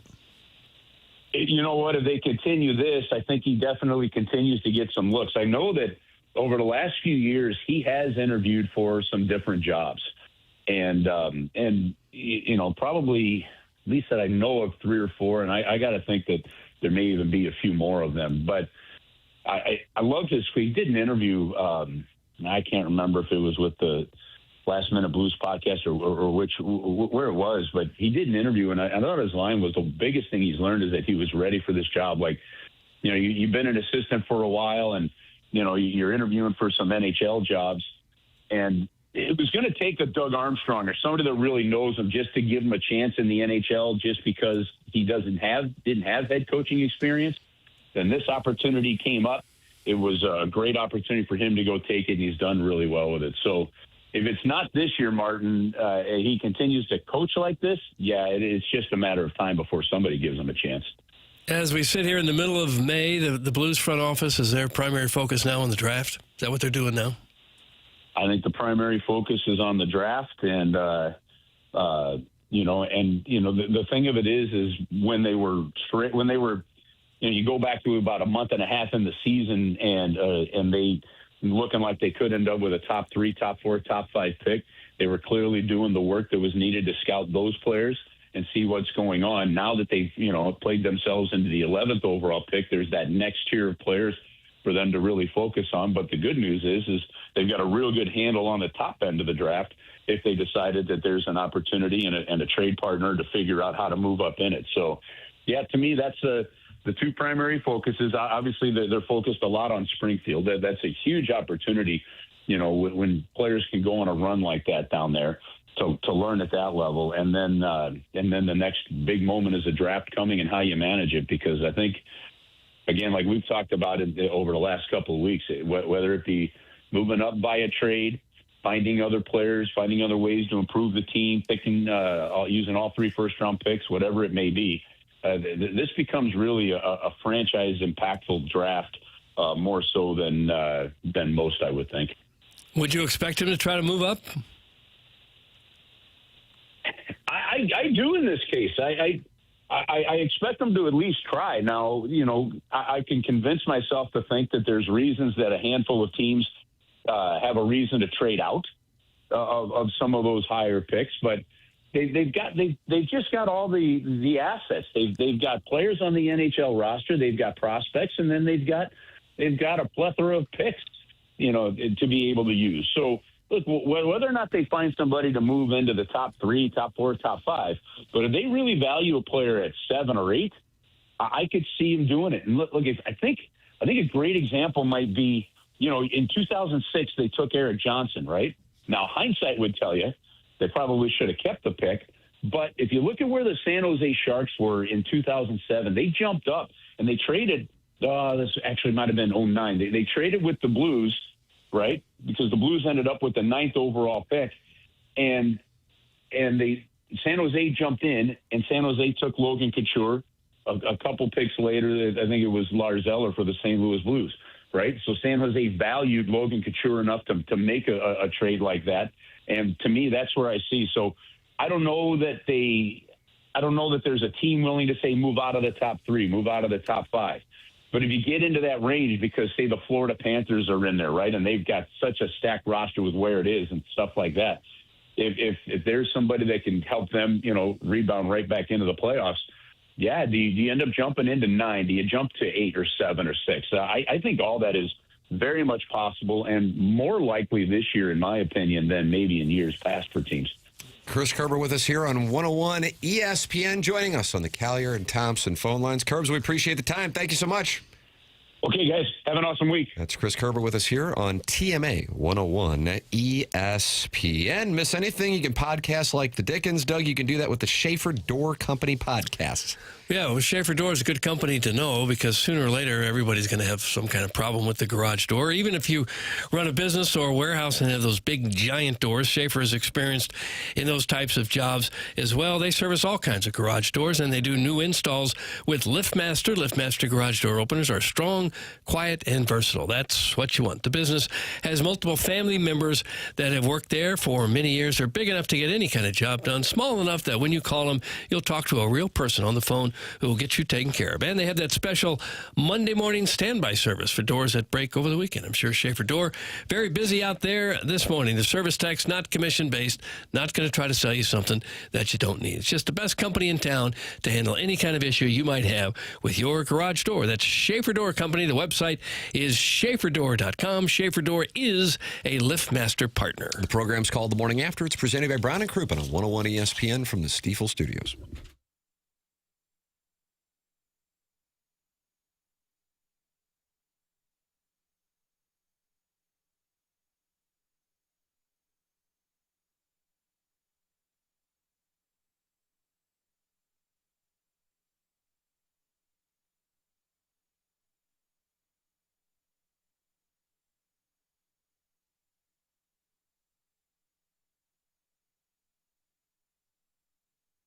Roof restores online at notanewroof.com or by calling 314-279-ROOF. Roof Restore is a locally owned business with decades of experience in the roofing business. And what Roof Restore does is treats and maintains existing asphalt shingled roofs, adding up to 15 years to the life of your existing roof at a tiny fraction of the cost of replacement. It's 90% less than the cost of a roof replacement and guaranteed to extend the life of your roof by up to 15 years. I had Roof Restore at my house last month, and man, do I now understand the importance of roof maintenance. We make sure that we get our cars maintained with service checks and oil change, but we don't do that with our homes, and especially our biggest potential risk, the roofs on our homes. Well, this is what Roof Restore is all about. You can find out more and treat your roof and extend the life of your roof with Michael Mahoney and his team at notanewroof.com.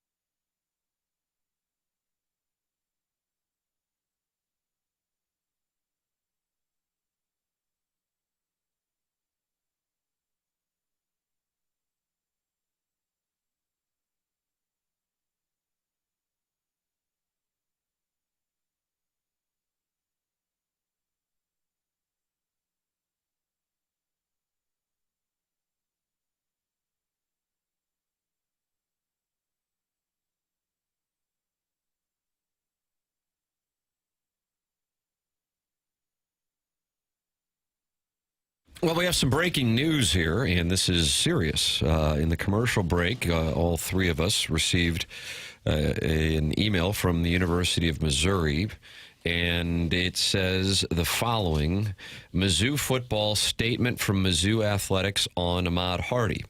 Mizzou football student-athlete Ahmad Hardy was the victim of a shooting at a concert in Mississippi early Sunday morning and sustained a gunshot wound. Ahmad underwent surgery Sunday in Mississippi and is in stable condition. Ahmad is deeply loved by his teammates, coaches, friends, family, and fans. We will continue to stand beside him and his family through this difficult time, offering our love, prayers, strength, and support. A timeline for his return to football activities is unknown at this time. Mizzou Athletics will provide more information on his status when it becomes available. That was sent literally 5 minutes ago by the University of Missouri. I went to Power Mizzou to see if Gabe DeArmond had anything on this, and he learned of it when we did. So this news just from the University of Missouri that Ahmad Hardy was shot on early Sunday morning and went through surgery on Sunday in Mississippi and is listed in stable condition. That from the University of Missouri. Well, that doesn't sound good, does it? At this point, you can't worry about, is he going to be available to play this fall? You worry about his long-term health. And first of all, you got to survive the shooting and the surgery. I see he just had a child 2 months ago. Yeah, that's correct. So yeah, that's a tough blow. It's hard to know from a statement, which is a bunch of words us reading, but it just sounded kind of very serious. And obviously, you get any type of gunshot wound, it's going to be serious. It just, the tone seemed very serious there when they said he's deeply loved by his teammates, his coaches, friends. We'll continue to stand beside him and his family through this difficult time. It doesn't mention where he got shot, right? What part of his body he got hit? Right. No. Wow. So the statement from the University of Missouri, once again, just sent 5 minutes ago. Mizzou football student-athlete Ahmad Hardy was the victim of a shooting at a concert in Mississippi early Sunday morning and sustained a gunshot wound. Ahmad underwent surgery Sunday in Mississippi and is in stable condition. Ahmad is deeply loved by his teammates, coaches, friends, family, and fans. We will continue to stand beside him and his family through this difficult time, offering our love, prayers, strength, and support. A timeline for his return to football activities is unknown at this time. Mizzou Athletics will provide more information on his status when it becomes available. We had somebody on here within the last couple of weeks. I don't know if it was Gabe talking, maybe you guys can recall, but talking about the possibility of him shooting up draft boards to be a first-round pick with that kind of talent that he displayed last year. And as Doug mentioned, or Martin, you mentioned that he just had a child here a couple of months ago. And yes, I would agree. We're reading between the lines on a statement, but that is a serious statement. You see statements sometimes that, kind of have the upkick there at the end that everything is going to be all right. That is not necessarily the tone of that statement. Yeah, it's impossible to know from the statement what's going on entirely, but there did seem to be, and when these are put out by big corporations or big universities, they spend a lot of time going over the wording and the phrasing. It's usually chosen very specifically, so it did sound to be, it sounds like a very serious matter. I mean, maybe there'll be a further update later in the day. Certainly now that they've put it out there, everybody's going to want to know more. Mm-hmm. Maybe later in the day, at some point, maybe there'll be a further update. But it does sound serious. So I would think they'd have to update. There's going to be so many people wondering and, praying for him. They're going to want to keep people updated, I would think. I hope so anyway. You're welcome to give your thoughts, 314-399-9646. That's how you can text in. You're also welcome to call in at 314-974-0101, Collier and Thompson phone lines. And you can talk it over in the Michelob Ultra YouTube chat, youtube.com/TMASTL. This is TMA 101 ESPN.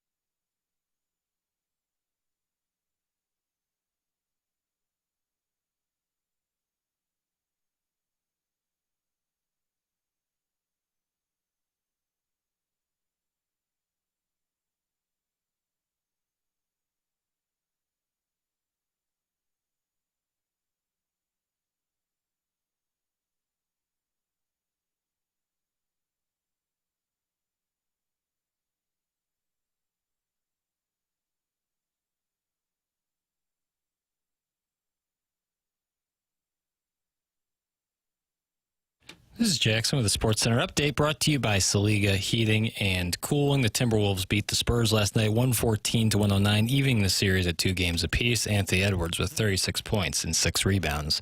That was another Sports Center update brought to you by Saliga Heating and Cooling, a Daikin heating and air conditioning dealer.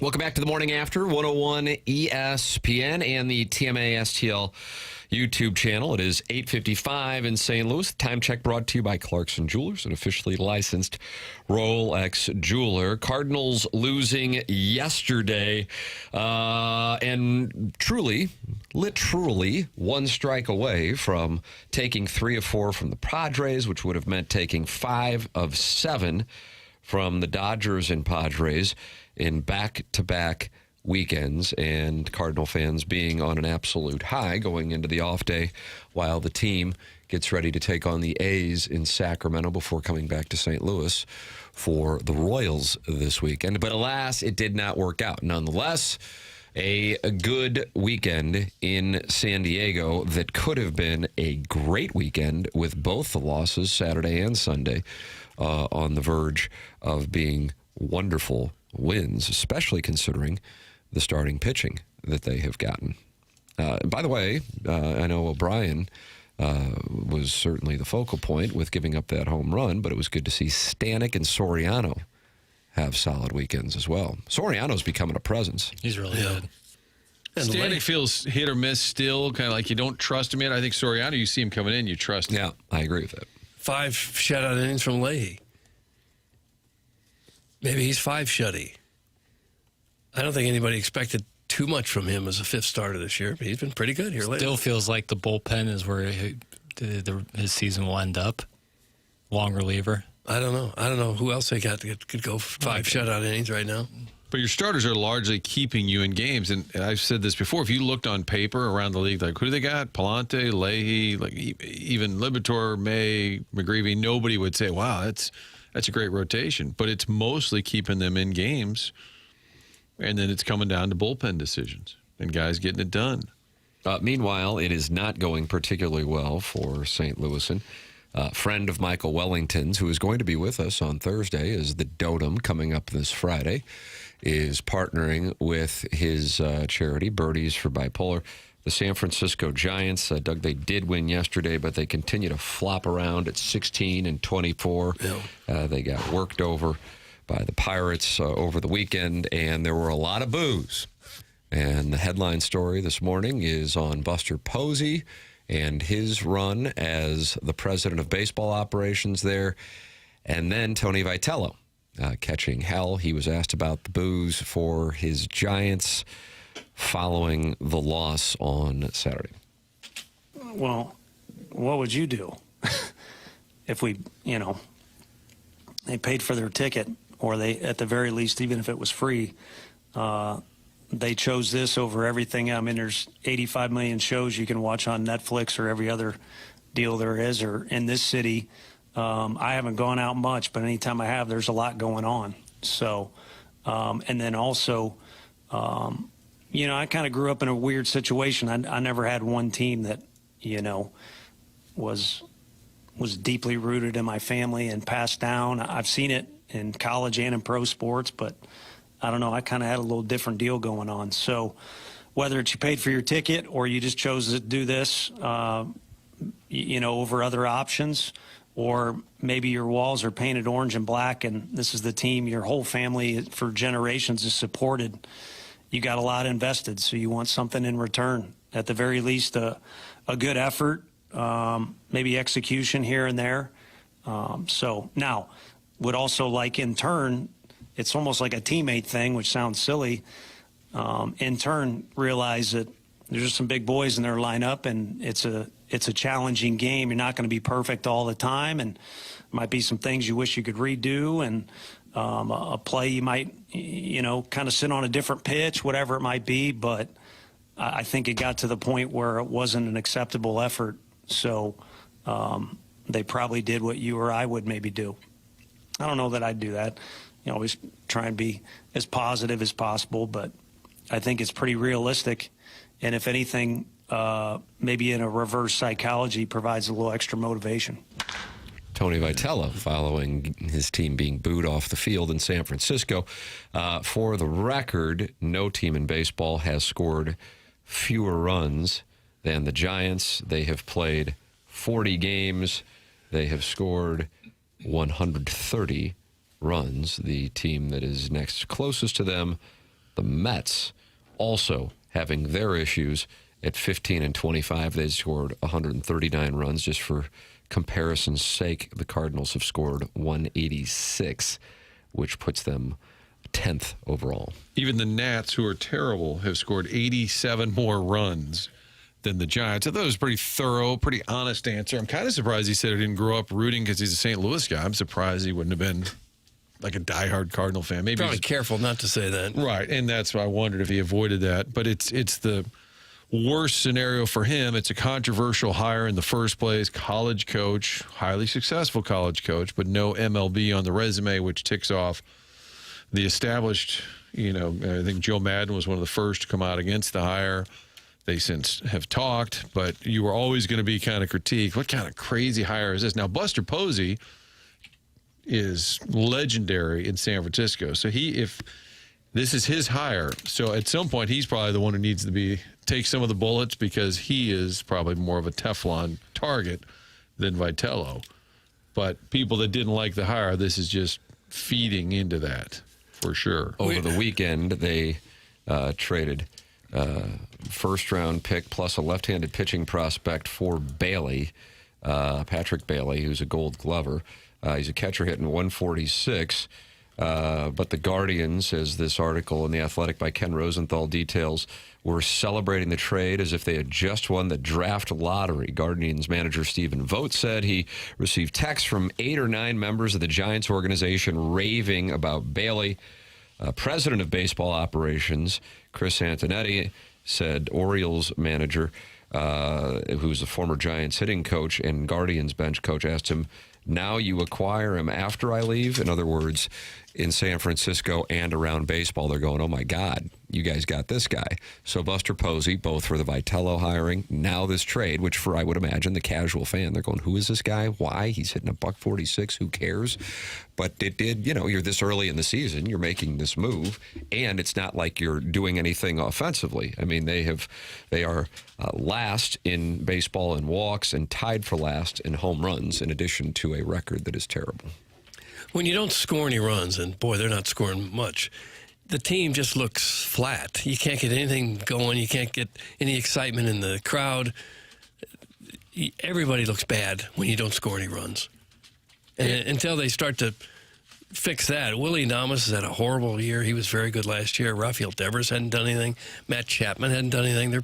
Their big guns are really coming up empty. And there was a video online this weekend. You never know anymore what's accurate, but they said Vitello called down to the bullpen, but it wasn't clear who's supposed to come in. And you see both relievers kind of waving like which one of us is coming into the game.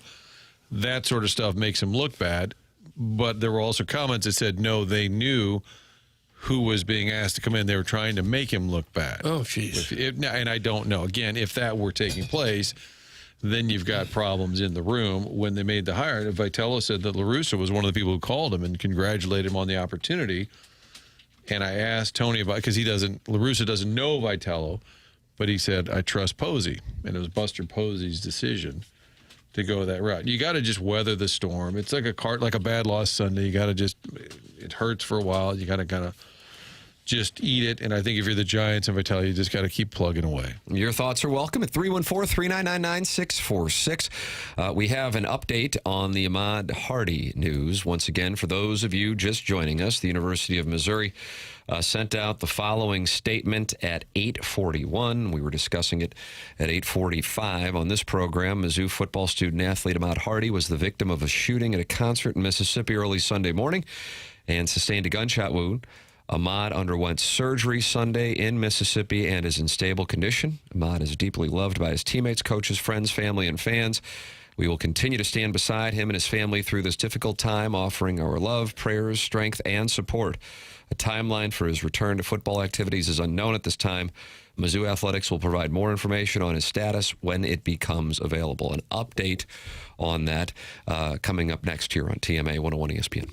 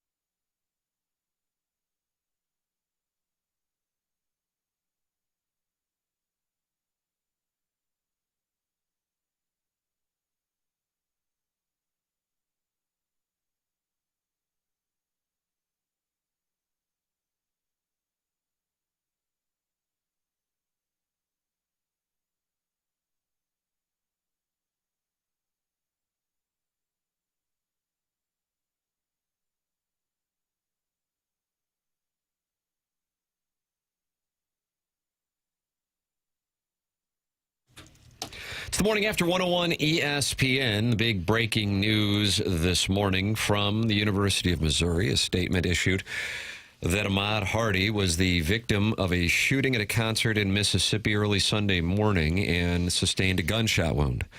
Also in the statement, the university says Ahmad Hardy underwent surgery Sunday in Mississippi and is in stable condition.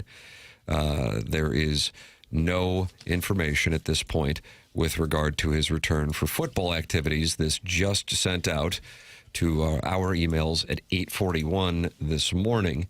There is a story from WAPT, which is the ABC affiliate in Mississippi.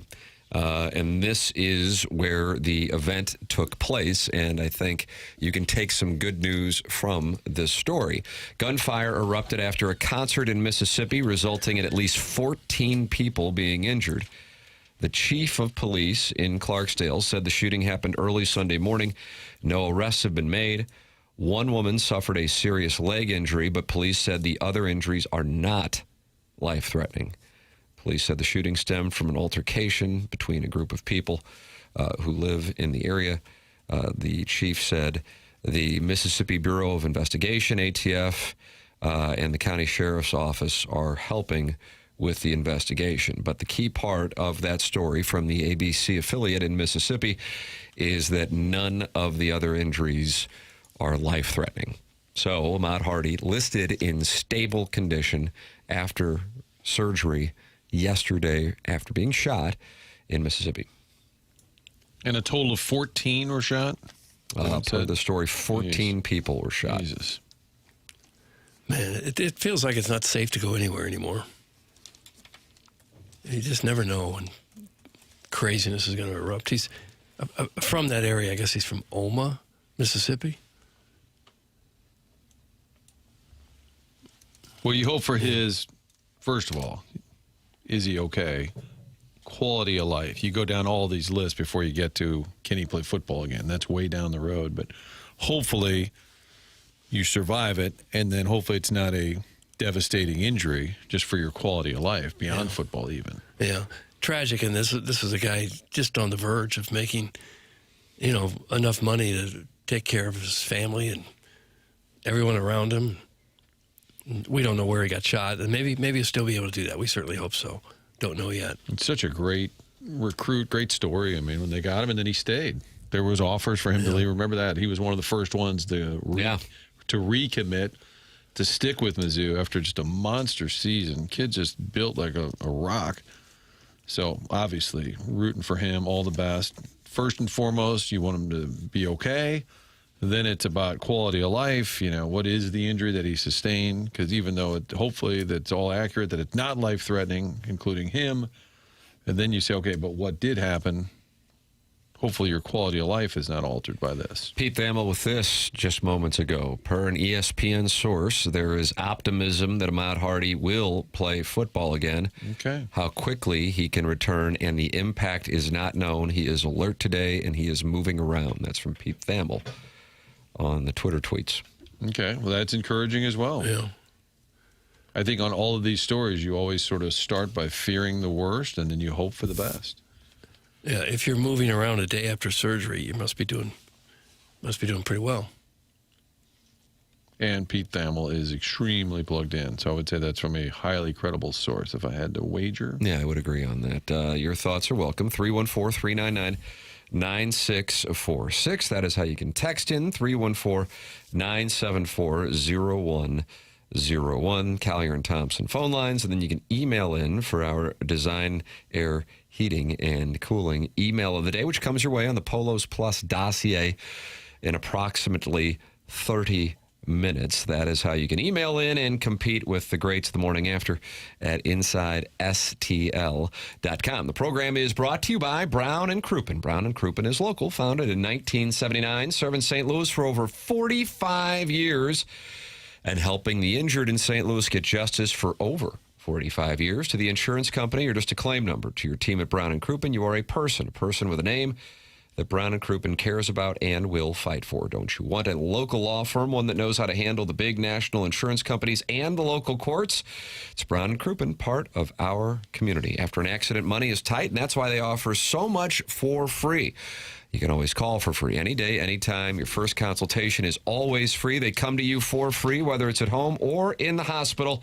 If you think you may need Brown and Crouppen services, call 314-222-2222 or go to getbc.com and make sure you let them know you heard about them on TMA. The choice of a lawyer is an important decision and should not be based solely on advertisements. Past results are no guarantee of future results, and every case is different and must be judged on its own accord. The program's called The Morning After. It's presented by Brown and Crouppen on 101 ESPN.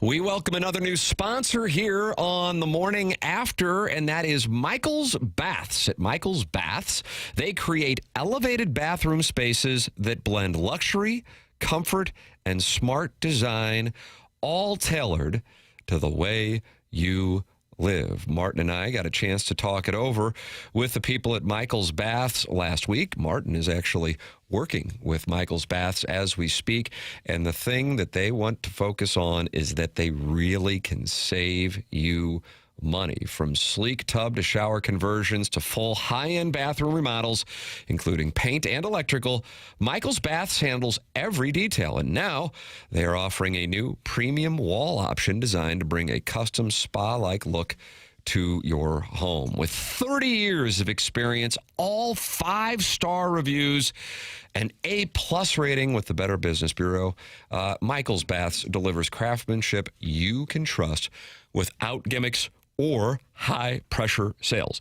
Go to michaelsbaths.com. That's michaelsbaths.com or call 636-775-0800. Ask about financing options, including 0% interest upon approval. It's Michael's Baths, family-owned, insured, and where everyday bathrooms become something exceptional.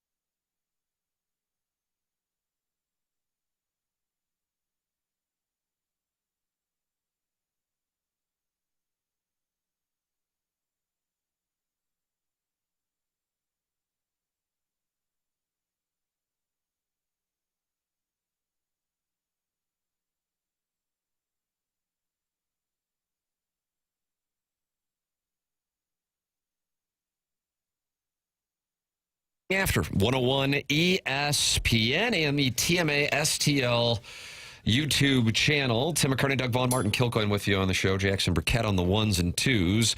The story that broke just about a half hour ago here from the University of Missouri. Mizzou football student athlete Ahmad Hardy was the victim of a shooting at a concert in Mississippi early Sunday morning and sustained a gunshot wound.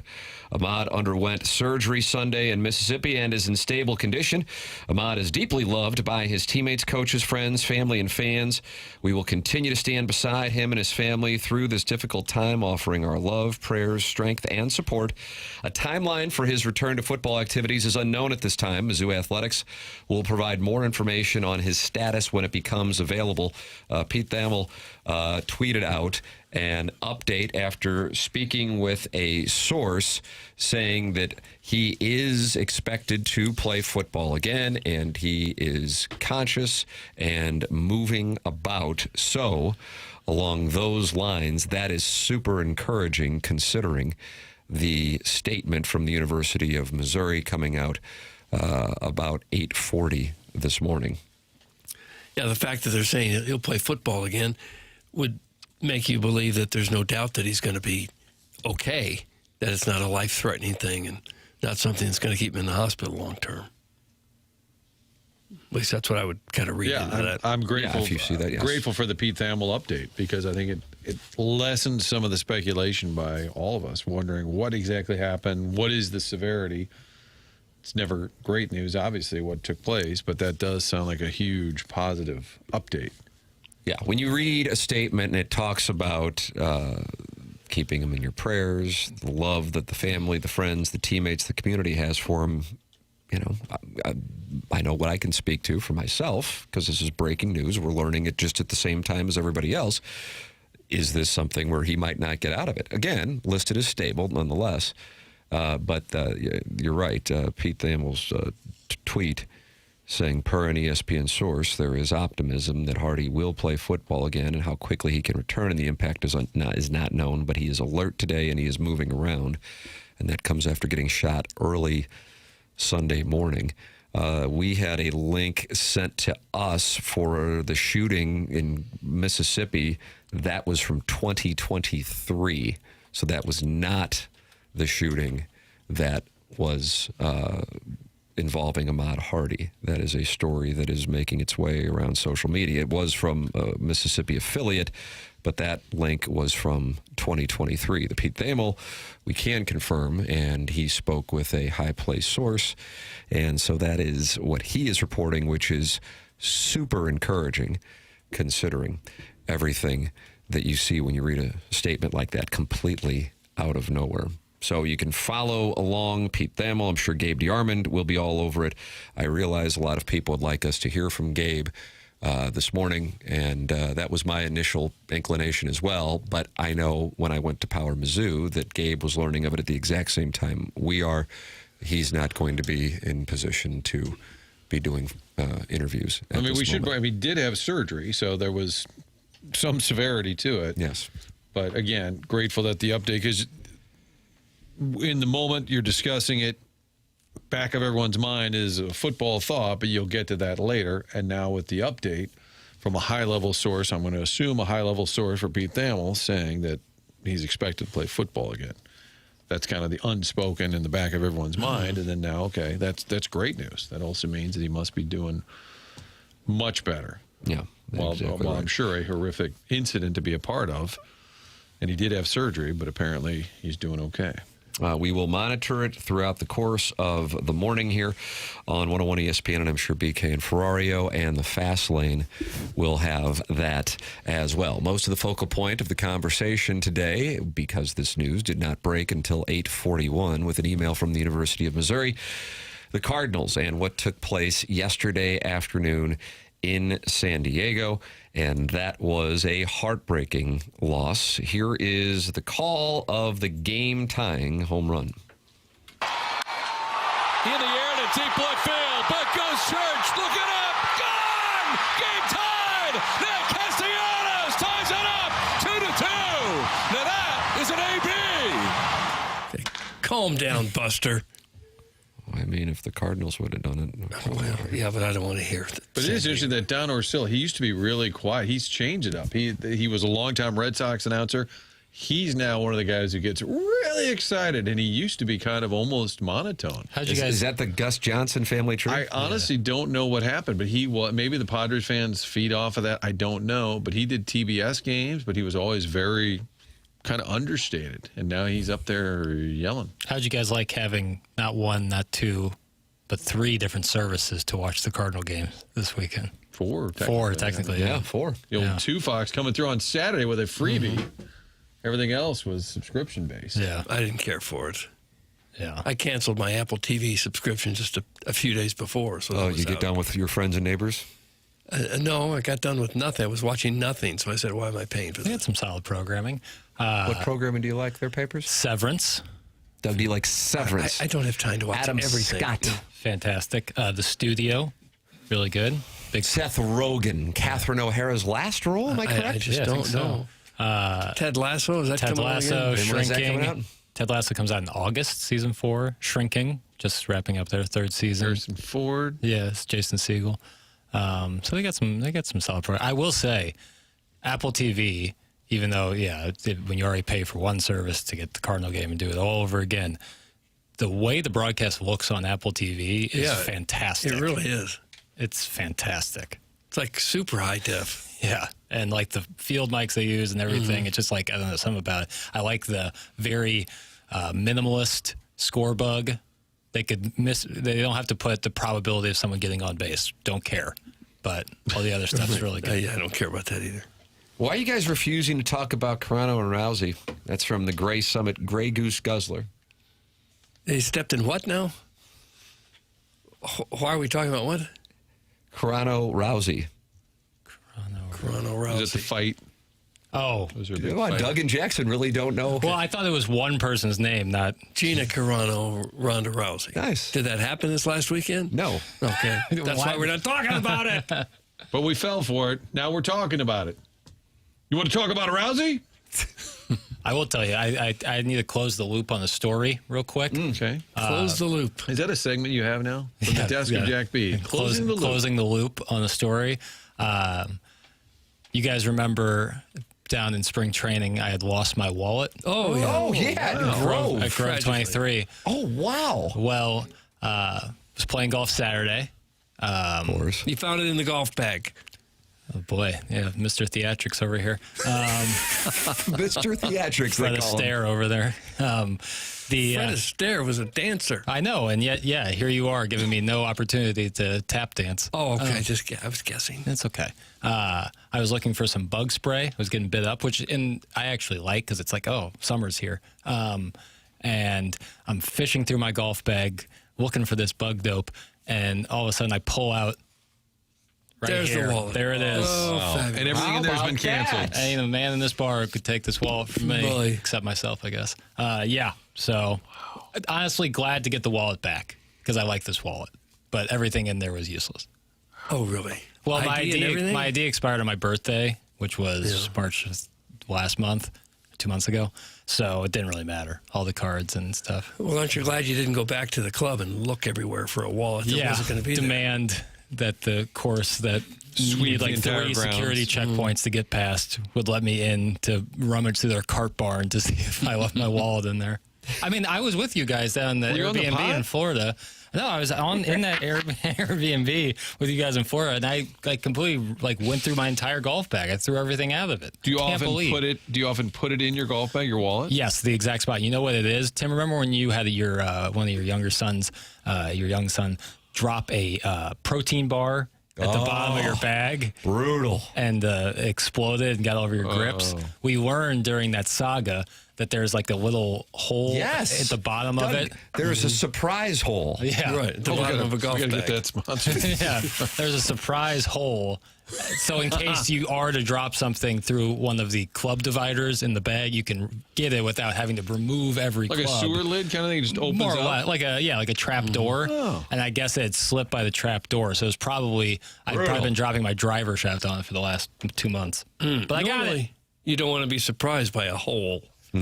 Right, especially in this case. Yeah, the surprise hole got me. What if Doug took it, had it the whole time, and then just inserted it back just to make you crazy? That would be great. Yeah, that's wild. But nope, got it back. So, okay, well, congratulations. Loop closed. Good for Consider you. the loop closed. And you were going to call Nice down to to hear. Grove and say, "Hi, my name's Jackson. I played here back in February. Has anybody turned in a wallet?" Yeah, can I get a temporary security checkpoint clearance so I can come look through your guys' cart barn? You tell Coleman when he's done mediating Barkley Jordan, he go look for my wallet. Yeah. Hey, Rory, when you're flying back from Aronimink, will you maybe go by Grove and see if my wallet's there? Doesn't Closing the Loop sound like a Sunday afternoon sports radio, like golf show? Yeah. Skip Burpire presents Closing the Loop. Yeah. Hey guys, Jackson was so rattled at Grove 23. That's why he misplaced his wallet. That's from Big Tuft. No, not the case. I didn't misplace, but I put it. It was exactly where I thought it would be. That wallet is so thin, you could have just pretty much just kept it in your back pocket. Yeah, that's why I like this wallet, because it's so thin. It's a front pocket wallet, as they call it. Well, Jackson's club grips all greedy from the Mother's Day combination of fried chicken, grease, and foot lotion. Doug, that's from Arbor Day, 3-time Texter of the Year. No, but I'm probably due for a regripping. How often are people out there getting their clubs regripped? You think every 3 years is about right? Oh, my God. Are you saying more often? It depends on how much you play. If you play like twice a year, then no. But for as much as you play, brother. How much are we talking here? Every year? Yeah, absolutely. Every year? Well, wouldn't you say you play at least 4 times a month? And I would say probably closer to 6 to 8, right? Yes. Yeah. All right. Yes, then that would every 3 years would be all right. Well, problem. And maybe that's the issue. And maybe all of a sudden that 7-iron is going to start flying 185. No, I can assure you that my lack of distance is not due to my grips. I got them done like a year and a half ago, 2 years ago. I have some clubs that haven't been regripped since the 60s. That's good. Like original clubs I had as a kid. Yeah. Still sitting in the golf. I don't use them, but they never were regripped. Yeah. Papers, it's really a feel-good story, yet the text inbox seems focused on surprise hole. And is that name available? Yeah. A lot of people want that name, I see. I'm just saying. Yeah, boy, you're going to have to really wait it out. You have to remember, Monday, June 1st, is that 3 weeks from today? Be ready. Something like that. Yeah, the surprise hole giveth and it taketh away. Okay, clip that off. And in this case, it did both. Are there other situations where you run into a surprise hole? Yeah, like if you're playing softball and you're in the outfield and there's a little drainage hole, that can cost you an ankle. Didn't that happen to either Mickey Mantle or Joe DiMaggio in the outfield? Mantle. Like Didn't surprise holes. Jordan Walker a couple years ago do that too? Remember that? I think you're right. When he almost ran to Dylan Carlson, or They're on the road somewhere. Andy in St. Peter's is beside himself. Holy moly, Jackson, as much as you play, you should be regripping once or twice a year. That's twice a year. Twice a year. You want me to drop like $150 to regrip once a year? He's a grip elitist. Crazy. I'll get him regripped before next season. You do it yourself? Pretty easy. My last time I did it before this one, yes. Though I have a buddy who works in golf who did it for me. Sweet Kai. No, my buddy Andy. He's at Quail Hollow. He's back now, but yeah. You know, my pick on the spread zone was Rory McIlroy, but I was asked, and I have no idea why, who to pick on Friday, and I went with the very random Christopher Rayton, and then sure enough, he shipped it. Now, problematically, I didn't follow my own lead and bet him. However, Doug, were you monitoring the leaderboard yesterday morning at Quail Hollow? I just wasn't. It was noticeable a couple of things that made the conditions prime for a Sunday charge from the back of the field, and why the conditions were as following. The players, many of whom just wanted to get on their private jets and head up to Pennsylvania for the PGA Championship, were going noticeably low. And what that told me is why, with a player like Alex Fitzpatrick at the top of the leaderboard, getting his first taste of sleeping on a lead on a Saturday night, perhaps he would be vulnerable to front nine jitters. And that proved to be correct. So I fired a few bullets on some players down the leaderboard, including one Ricky Fowler. Huge numbers. I'll be honest with you. I'll be transparent with the audience. Will you? I put $5 on it. Yeah, $5. Okay. Or as my father would say when he was pissed off, $5. $5. He left the V and the E out. and it was paying $950. Oh, really? And then I start getting a cash out offer. And I'm going, oh, I got $200 guaranteed on the $5. We finna be rich. Sizzler, going Sizzler. But what I noticed was there was a very lucrative par 5 awaiting the players in a jumbled up leaderboard. And so I did decide to cash out after Ricky left his approach on 18 just in the rough, providing a very difficult chip for an up and down, and why I didn't think his score would be the top score anyway, even though he would post the low number. And in that case, the cash out felt good. We can't do results oriented. Okay. We can't do results oriented. Okay. But Stick to the process. Stick to the process. But I'm like, I just don't think he's going to win. So now I'm going from cheering for Ricky Fowler to pulling against him because I don't want to go, I cashed out when I could have won the $900 on my $5. And then, of course, it was Christoph Reitan. Doug, that was the Norwegian. You were talking about golf in Norway on Friday? I wasn't really that much. For Fowler, that's his best finish in a while, isn't it? Mm-hmm. Second? He's been playing well. He's been playing really well. Reitan was lurking at the Masters. And also finished in second, if I'm not mistaken, with a fellow countryman at the Zurich. So he's been playing well. As you know, Doug, he was the Norwegian Sportsman of the Year in 2025. So they knew over there that he was. That was said by whoever was on the call yesterday. Over Erling Haaland? Or maybe it was the comebacks or the player who made his most pronounced. I don't know. No, I mean, trust me, it's not a fun fact that was at the top of mind. I just like one of the best soccer players in the world. What the hell did he do last year that made him some award? Okay. He accepted. So they knew that he was playing good golf. I saw him on the leaderboard at Augusta, and I go, who the hell is this? And then it turns out in some auction, I actually owned him, which speaks to the problems with the Tam Avenue Capital Partners, Doug. We have our hands everywhere. Okay. And then on Tuesdays, it's usually a cash call. Talk about secret holes. Yeah. 3 straight top 10s for Ricky.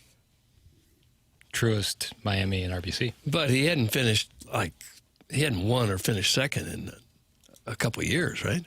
I feel like he won a year or two ago. Will there be a poly market for the Dotem? Are there odds out? Any spread on the Dotem? I'm bringing the same foursome I brought last year, Papers. Is it going to be the same foursome you had in our eightsome? No. Oh. No, it's Is your dad playing? Yeah, my dad's playing. He bought 2 foursomes. I know, but who else is going to be with you and your dad? My dad and I will not be together on this. He's friction. He's sending out he's over there managing. He's got his pen and paper out.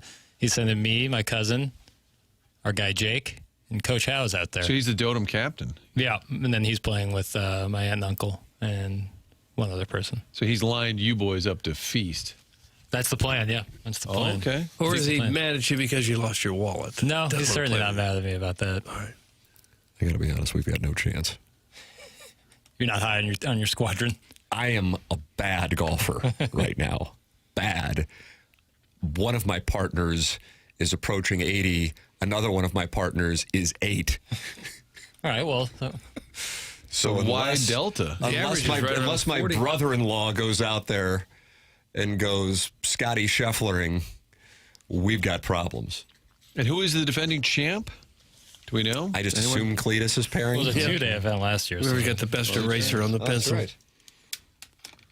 Is the foursome alone or eightsome on a hole, the latter is more fun?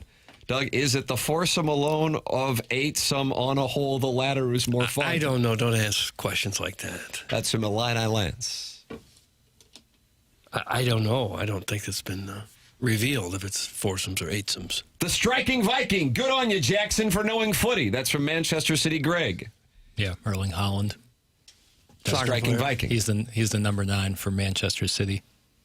Colton Nost is the absolute worst. Insufferable douche. That's from Father Brown Eye.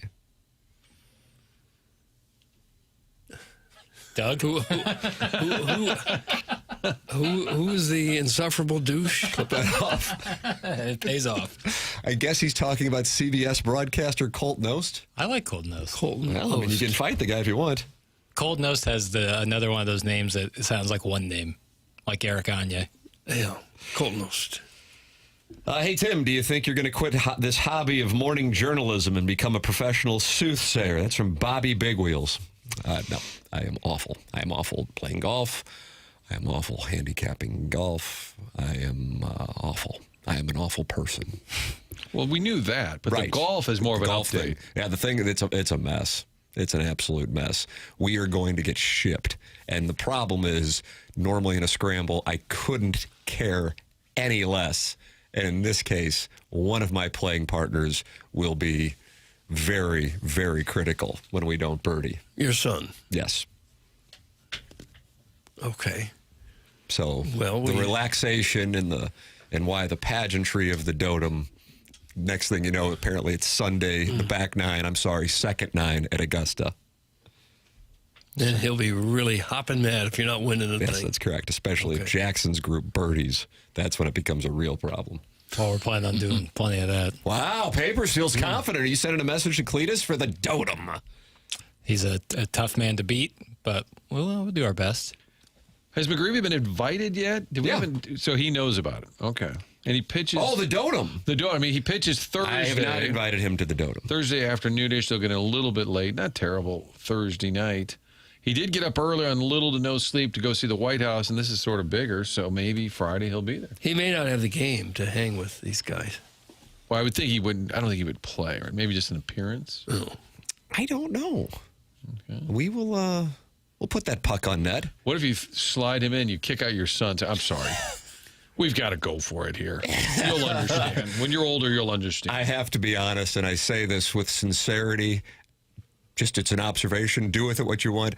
I feel confident that my 8-year-old would beat my father at this point. Really? Yeah. Yeah. So my dad Sounds might like be on the he's outside. out. My dad would be on the outside looking in. It's Jimmy. It's fine. He's a big league ball player. That's fine.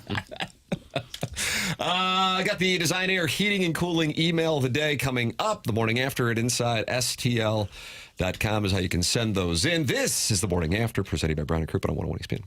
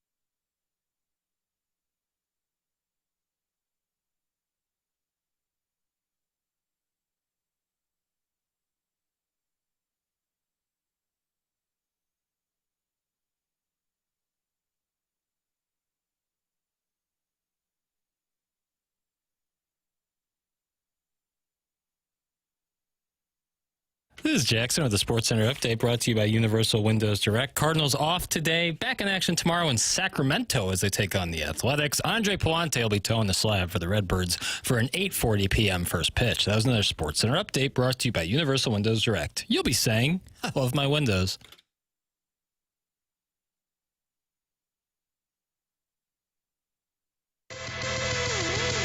In the fan cave, ripping birds on the bat. Rest of the league, man, they can't handle that. I reckon Crew's gonna make the ball go slack. Your team, dude, is gonna need another pitcher stat. 11-11, now it's 12-12. Riley Squirrels last year, put him on the shelf. This year it's Matty Freeze, Craig, and Beltran. We've got the best ever, talking about Stan the Man. I go from the monster to the home run slide. Not wearing a college cap, you're just on the wrong side. Another World Series ring is all I want to see now. I see you at Bushman, curtain call, take a bow. Mandolin? And the Mandolin range. Bruce Hornsby in the range. Somebody's got a kazoo in the background, maybe. All you're gonna see now is a sea full of red.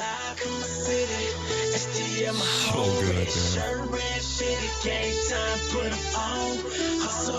Metro Boomin do this? Yeah. 808 Mafia. I'm rolling balls. Are you?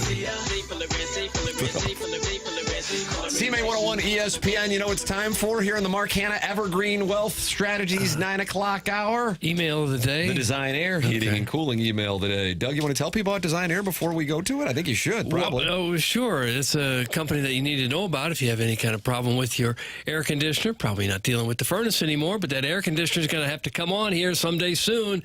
And if it works, great, perfect. If it doesn't, you give Design Air a jingle, and Seth Goldcamp will get somebody out there toot sweet to make sure it's running and your home will be comfortable. At Design Air, they believe in honest work. You're not going to be sold something that you don't need. So whether you're dealing with the heat or the cold in the wintertime, they've got your back with dependable service, no pressure solutions. They've also got that maintenance plans. Good idea to check that out. They'll come out before the seasons and tune up the furnace, the air conditioner, and make sure you don't have any problems at all. Visit DesignAirService.com. Schedule your service today. Design Air is comfort you can count on since 1904 and home of the handsome repairman. A lot of people talking about Scott, who sometimes goes by simply War Scoots. Design Air brings the heat. That does, and it's a sponsor of the email of the day. Here we go. Doug, this was sent to my personal account. Is it eligible? Oh, well, it probably shouldn't be, but we'll let it go. This is sent to my Hubbard personal account. So if you go to the TMASTL app, you can email the hosts. Mm-hmm. All right. Hey, buddy. Hey, buddy. That's always a good start. Jackson with a knowing moan. Yeah. That's what that was. Hey, bud, buddy, chief. Hey, buddy. I'm doing a little humble brag to you. My wife and I are flying to Jamaica. And I just want to tell you how beautiful your voice sounds at 30,000. Okay. Chairman Kurtz applauding. Keep it up because I believe your smooth voice is keeping this flight smooth. Also, ask Doug if he knows of any good places to eat in Montego Bay, Jamaica. Thanks, Doug. That's Cotty 65. Oh, yeah, that's where we were, right? Yeah, I don't want to make any... That's where we flew into, but then we had to drive. Well, it was Sandals Montego Bay, though, wasn't it? Yeah. Ocho Rios. Kurt wasn't even there. We flew into Montego Bay. Well, then I guess I don't know any place to eat. How about the airport? They had Montego Bay? They had an the airport. They had an Auntie Anne's. Is there a standalone to show that their downtown was moving? It was kind of like a cart. But the only options they had was pretzels and mustard. There was no accoutrement. I think I got some bird seed at that airport, didn't I? You dropped some bird seed. Yeah. What? Guys, isn't the chalky play for the Dotem the bi-curious girdle-rocking male playing the senior tees fueled by $5 wine? Most interesting man in the world for sure. Spent time in the Northeast as a volunteer fireman and making Johnny cakes in a diner before hitting Vito's hole. And then started a more humble life in St. Louis, running a 1950s-style bed and breakfast / petting zoo devoid of all technology with the exception of Facebook. Doug, that's Carlos Spicy in the text inbox. Carlos Spicy Wiener. Let's see. Doug's chest heaved softly under his blue-striped sleeping gown. The ball on the end of his matching nightcap dangled off the side of the bed. The glowing red lights told me it was 1:14 a.m. Time to get to work. Doug had a PT 309 shower buddy with polyethylene suction cups. Yeah, last year's model. My son wants a G.I. Joe with Kung Fu grip, so I need this sale. I removed the PT 309, put some water under the cups, and made my exit. As I left the front door, I heard a thunderous clap like a bomb went off. I smiled. I'll be back tomorrow to make the sale. Life as a traveling shower caddy salesman ain't easy. Doug, that's we too low. Okay. We too low. Referencing Doug shower caddy falling thunderously at 1 in the morning. 105. 105, sorry. I don't know the hours. Like a bomb went off in the house. I wanted to send in my pant size since we were comparing last week. 38-40, 6'7", 260 pounds. Can't wait to hear the TMA trouser power rankings that Doug will announce later this month. That's from Dirk 3K. Dirk 3K. Hey guys, I wanted to know if I could get a weekly hit with you all. Here are my qualifications. I live in Birmingham, also known as the armpit of Alabama. I also almost got into the prestigious University of Auburn. They only accept 50% of the population of a state that's bottom 5 in the country in education. I was a part of the quote-unquote organization. No further elaboration needed. I can call in, but Birmingham's cell service isn't great. So if I cut out, just call out to me for several minutes, and I will get back to you. Anyway, I was thinking our first hit, we could talk about how the guy who leads the league in outfield assists is actually bad at throwing the ball in. I look forward to talking to you guys. That's from Steve, also known as the Bridgeton Landfill Fume Huffer. Steve, or Bridgeton Landfill Fume Huffer. It is interesting critiquing Jordan Walker, who's been a much improved outfielder. Jackson and I were both saying the same thing, wondering why he didn't get a running start on. Right. Easy to, we're Monday But morning. overall, yes, his here. outfield play has been pretty good. In the moment, I absolutely thought the same thing. And when I saw it, I thought he's got no chance. Right. And yet the throw still was, a great rocket, throw. Yeah. albeit. The Cardinals blow a save, and then Ahmad Hardy gets shot. The Michelob Ultra YouTube chat still won't show me Doug and Martin's sexy faces. This feels like the turning point in the season. I feel 7-game skid brewing. I can't wait to drive into a highway embankment on the way home today. It's from Dirty Dan, the garbage man, who Jackson believes is performative. I believed is real, and now I'm starting to lean as performative. Yeah. Dirty Dan, a garbage man. We can't have anything good. The roller coaster saga of using telephone technology for Steve. Battlehawk crowds. Ole Miss admission rates. Doug's potentially criminal shower caddy. Hardy gets shot. Michael Jordan may have stolen Jackson's wallet. We can only sometimes see Doug on camera. But I spent my entire weekend trying to navigate the whole Glacier Cats Riverblades rivalry, which is basically the reincarnation of the Beachcombers and Sandloafers. That's from Shooter McGavin, the Vice President of Surprise Holes. Shooter McGavin, VP, Surprise Holes. And finally, I played 9 with my wife at Forest Park, then Katie's for brunch, Lumiere Art Fair, and then Bartolino's. I had a Bloody Mary and 14 beers over a 10-hour period. If you get an appraisal from me today, it's going to suck. That's from Chairman Steve and Damon. And that's what we have for the Design Air Heating and Cooling email today. The question that you now have a responsibility to ask is what you got. We will announce what you got coming up at 10:55. BK and Ferrario coming up at 11 o'clock here on 101 ESPN. Just keep your YouTube open, and you can watch after the morning after on the TMA STL YouTube channel. Doug, we've got a story that you're going to want to hear coming up on the other side of the break. It is from ESPN.com, and I think you are going to be intrigued by it. That is next here on TMA 101 ESPN.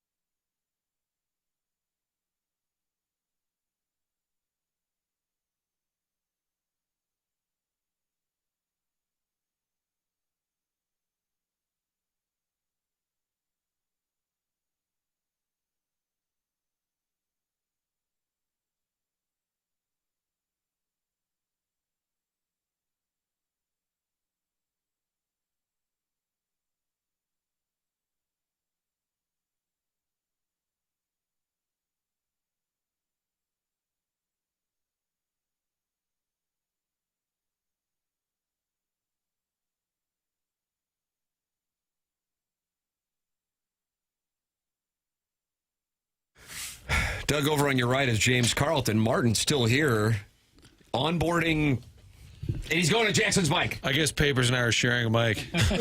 Martin, I think what should I punch? What should I punch here? Don't punch anything. Okay. Let's listen to ESPN Houston over here. See if we can get Steve on there. Steve from Steve in Birmingham. Look, he's still on hold. James Carlton of the Carlton State Farm Insurance Agency is in studio, as he is wont to do, at 10 o'clock on Mondays. James, I think you're going to be happy you're going to hear this information. Okay. And you're going to be happy that you're here when Doug hears this information on 101 ESPN and the TMASTL YouTube channel. For the first time ever, Joe Lunardi has released his bracketology for a 76-team NCAA tournament field. Not a moment too soon. Thank you. He's already figured out who's going to play who and where before the first practice. Or we even know everyone is going to be on the teams. It's a 76-team field. Oh, gosh. And we got to hear all 76 teams, where they're going. You want to guess? I don't want to guess. How about this? Is Mizzou in it? How about this? Well, I'll answer your question. There's a little more scrolling this year. No. With 76 teams in there. I would imagine that the Fighting Tigers are. But before we get to that, how long is the drive to Louisville? Is that 5 hours? Sounds about right, yeah. Okay. We will be in our cars. You guys will be. I fly private. Look at the contract.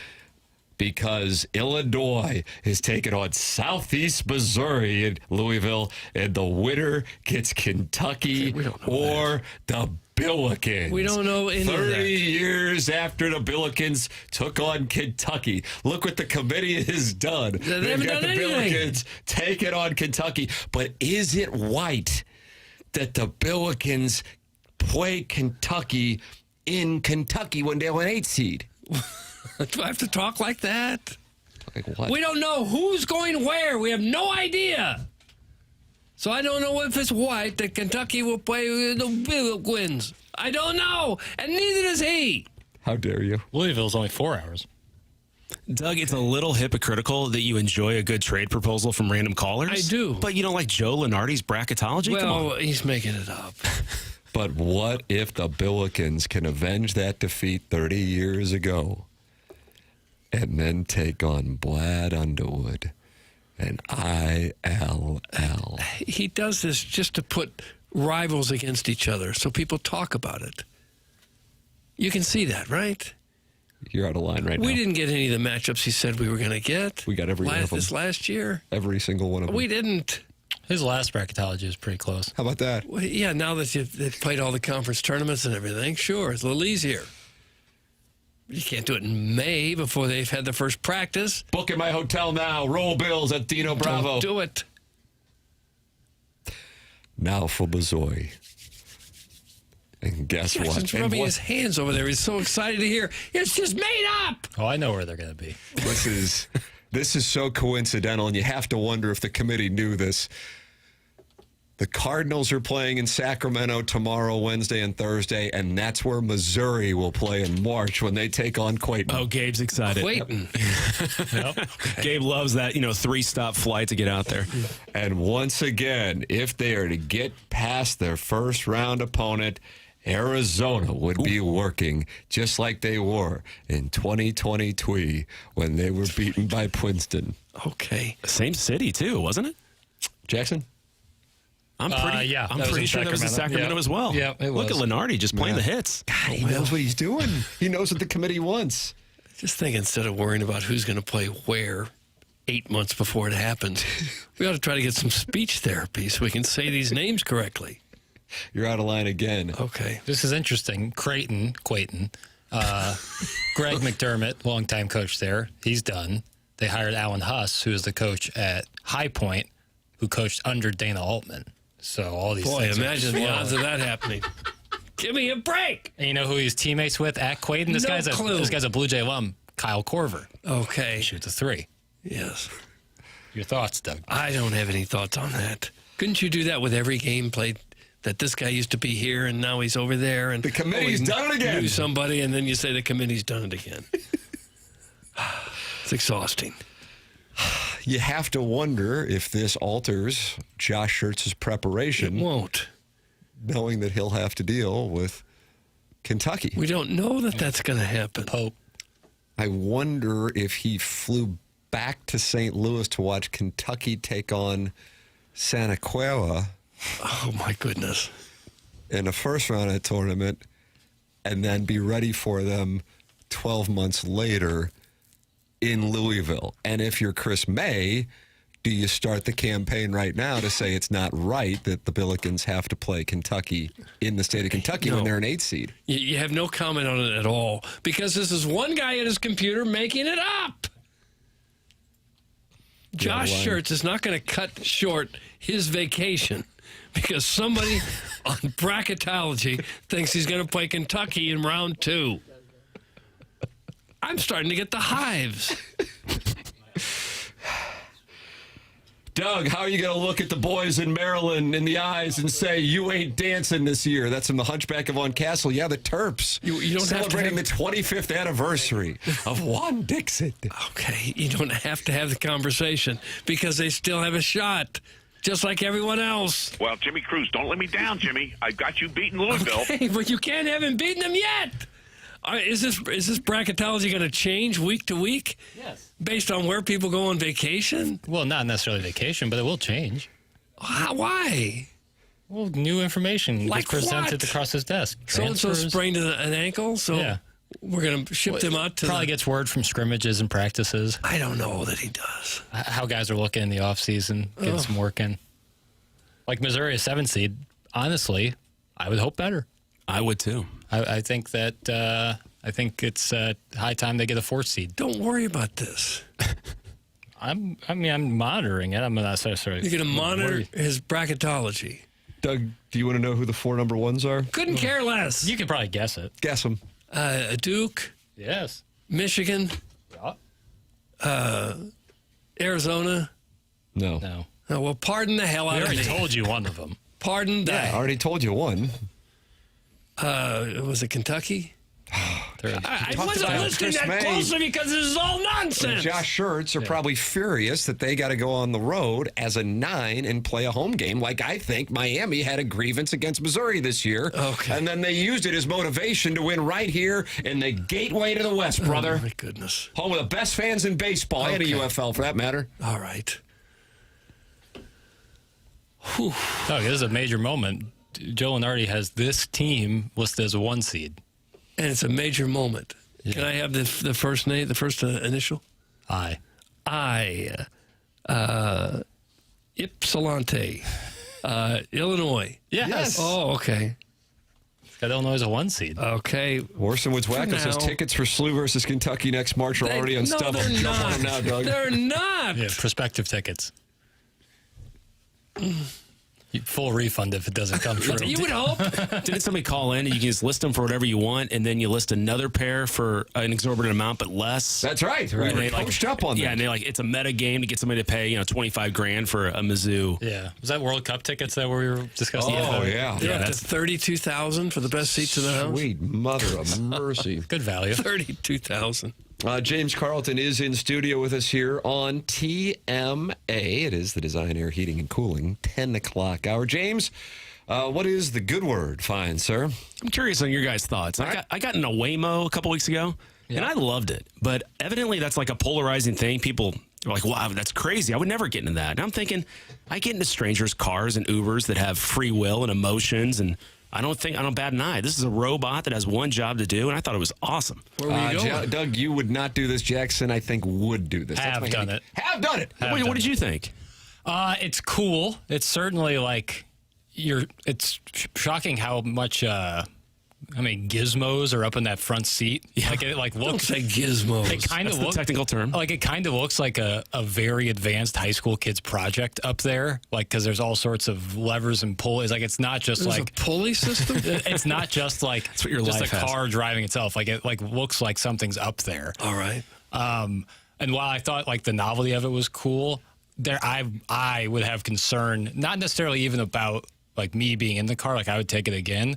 It's like, what happens when a software update hits and something doesn't register right with the computer, and everything's working except when they go through a crosswalk, they don't notice a passenger and smoke somebody. Yeah. And it's like, well, is it going to be your fault? Right. In the back seat? Right. Like, yeah, who's to blame? Like that's where it gets a little touchy. Not to mention, like, I would rather, more jobs go to people who want to drive Uber around as opposed to I can appreciate that, but I'm just selfish, and I want to be able to go to Columbia in the fall and sleep in my own bed and not worry about having to have a drink and not drive. I do like that. Just have my own Waymo. Would you take one on the highway going 70 miles an hour? Absolutely. I think I'd be afraid of that. I was very comfortable. That's probably where it's safer.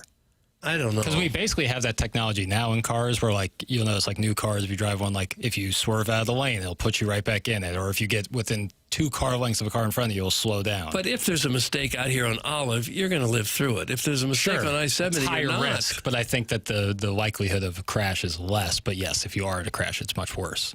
Yeah, I just feel like there's a lot of human error out there as well, Doug. Oh, there is. We hop in strangers' cars all the time. I don't doubt that it's the future. I would just like to wait another year or two before no, I get that. Some of the problems get ironed out. It was cool, though, like being in the car. It was like 2 of my buddies, and like no one else is in the car with it. It's like a private little train. Yeah, there's I guess in Chicago, a lot of them get vandalized, and there's a lot of anti-Waymo things going on. This one I was in was in Austin, and there was a guy backing up, not in a parking spot, like literally at a red light, backing up, about to hit this Waymo, and the Waymo's laying on its horn. Nobody was behind us, thankfully, and the Waymo keeps backing up. And this guy, I think he was trying to hit this thing. Wow. And I'm thinking, this thing's got so many cameras on it. Like, what are you doing here? It was really odd. Obviously, I wasn't scared. We were barely moving. But this guy was nuts. He just clearly kept trying to back up into this Waymo. It's like one thing to throw like your fountain soda at it. It's another thing to damage your vehicle in the process of making a statement. Like, what would it cost to drive from here to Columbia in a Waymo? Well, I think at some point people are going to own these. Like, this will be your private chauffeur. Oh. And I'm not one that loves to drive. And I don't drive that much as it is, thankfully. And so if I can just have a Waymo that can get me where I need to be, think about the productivity. Now, all that drive time, somebody in L.A. that's sitting in traffic 2 hours each way, they're knocking out all their emails before they even get into work. Okay, so what's a Waymo car going to cost you? I have zero idea, Doug. Oh. This is probably a little ways away. Okay. But it seems like they're moving. I know they launched in, Arizona, Atlanta, and Austin. Now somebody said that they're here. I took one in Scottsdale. I took one in Scottsdale. I'm not sure if I've seen one in St. Louis, but they're coming. And, obviously a lot of these AI technologies are threatening jobs. I'm not throwing any kind of light on that, but this is a technology that, wow, it sounds pretty interesting to me.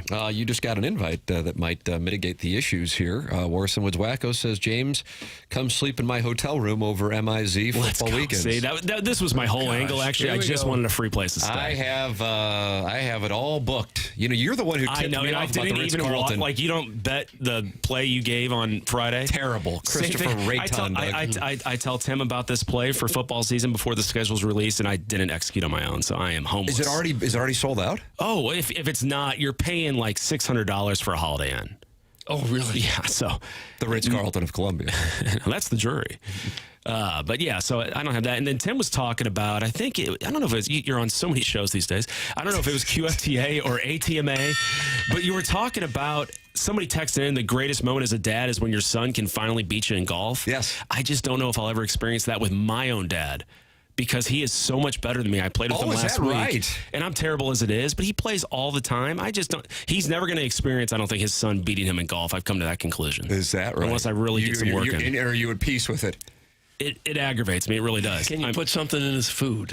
What about that? He does have a soft stomach, so that's probably the play there. Yeah. That. So you obviously beaten your dad, I have to imagine. Yes. Yeah. It's not even a sweat. That's correct. Okay. Boy, my poor dad, back-to-back hours getting dunked on for his golf game. Doug, how about you? Did you ever get to play with your dad? Oh, yeah, many times. Did you ever take him down? Yeah, I could. Okay, when he was getting older and I was getting into it in my 20s and 30s. I'm probably the odd man. I'm sure Jackson. I don't know. Your dad seems like he's pretty active still. Oh, very. I played with him yesterday. Who won? I probably got him by a stroke or two. Same. But you guys played the tips at St. Louis, right? Yeah, I was tipping out Ruth Park. A crushing, probably 2,900 yards. Never going to beat I his can dad. already sense what's coming because it's probably going to happen. Number one, I am bad. James, I want this. We're in a red alert situation. Your golf game? Awful. Oh, wow. It's, back-to-back Saturdays where I shot 90. Okay. 92 for one Saturday, and I'm like not mailing it in. I'm obviously gambling. You're just working on some stuff. It's a mess. We're in crisis mode. If Butch Harmon's listening, and I think he listens, but I don't know if he. Of course he does. And I'll be at Family Golf today. I might. I'll be in the lab, brother. It's off the rails. The That is guys so I gamble with frustrating. are like, "Oh my God, you're sandbagging." I'm like, I get it. And then by the end of the round, they're just like, "Oh God, this poor guy, he's gone." But you lost money. My son was out there with me on Saturday playing Fox Run. My God, is that a great golf course? I can't say enough good things about it. And we had a little time in between the nines on one of their many putting greens. And I said, all right, 4 holes, stroke play, me versus you, and I am not going to give you a damn everything in bottom of the cup, no giving. This is Doug Vaughn golf. Doug does not like giving. Yes. Okay. Put the ball in the cup. Stop arguing. And he, after he got like a 4 on the first hole from like 30 feet, and I got a 2, I'm like, I don't care. I'm going to run up the score. I'm Dr. Tom Osborne, this guy. And then he rolls in the next 2 on 1 putt. Wow. And then he 2-putted the next one, and it was a crap-talking festival from this young punk. How about that? And we got a problem is what we've got. Put something in his food. I guess I got to do that. James has to do it with his Doug father. fights I got to dirty. do it with mine. The attitude is cocky for no real reason. And I sit there and I go, where did he get that from? Right.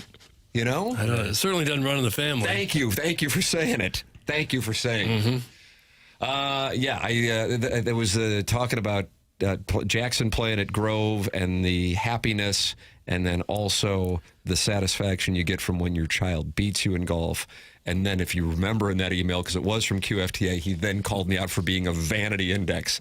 And I would assure you that if you saw me right now, you actually would say I'm a vanity index because I'm a 6, and you'd go, this guy's got to be a 20. This is your time to play 10. Oh, my God. It's problems, James. It's big problems. That's James Carlton. He's my insurance agent, 314-961-4800. Go online at carltonинsurance.net. Always wonderful to see you, James. Thanks for coming in, brother. See you guys. That's James Carlton of the Carlton State Farm Insurance Agency. He's my insurance agent. Go online at carltonинsurance.net. James Carlton of the Carlton State Farm Insurance Agency. If you are tired of always waking up exhausted, dad bod starting to weigh on you, finding it harder to get excited about basically anything, if your energy, focus, and drive aren't what they used to be, it might not be that you're just getting older. Good chance your hormones and metabolism are out of balance. So this new year, let's get back to the old you. You remember that guy? Sharp at work, full of energy, fun, the one people enjoyed being around. That's where mentality comes in. They're not a macho, low-T bro clinic. They're human-centered. Their mission is to figure out what's really going on in your body and your brain. Mentality starts by listening. They'll run real labs and explain your results in plain English, then build a personalized science-backed plan using hormone therapy and FDA-approved peptide treatments to help get your brain and body back on track. So stop telling yourself and everyone around you that you're fine. Right now, all new patient labs will be covered in your treatment plan. That's a savings of $250 right out of the gate. Reclaim the old you, the younger you, with Mentality. Schedule your appointment now at lowtusa.com. That's lowtusa.com, LOWTUSA.com. The program's called TMA. It's presented by Brown & Crouppen on 101 ESPN and the TMASTL YouTube channel.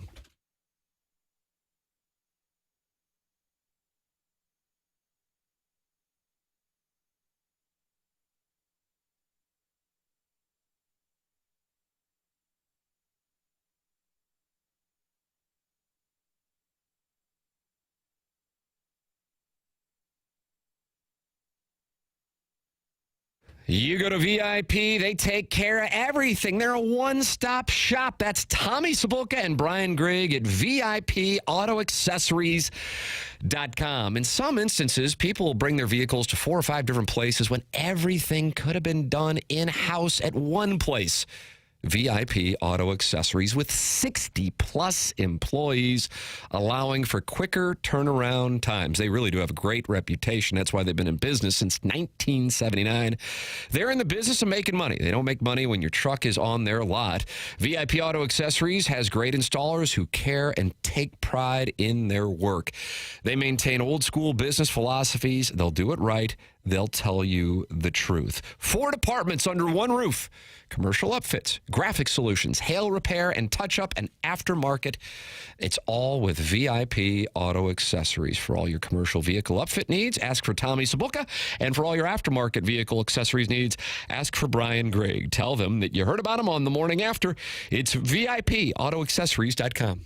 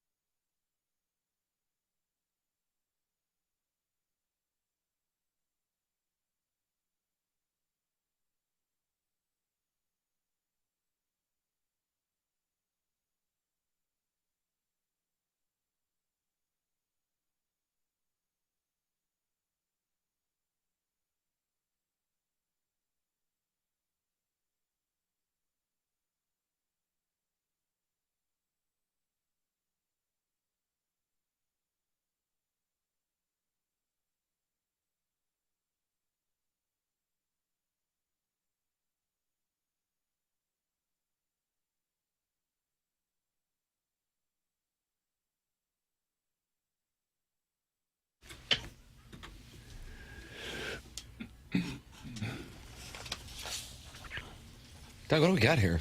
I have no idea.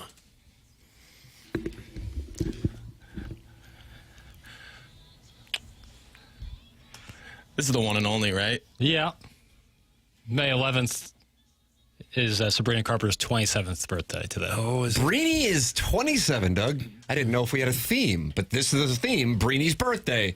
Okay. It comes at 10-2, so, you kind of had to wait for the payoff here. And Breeny is what they're calling it? Yeah, Sabrina Carpenter.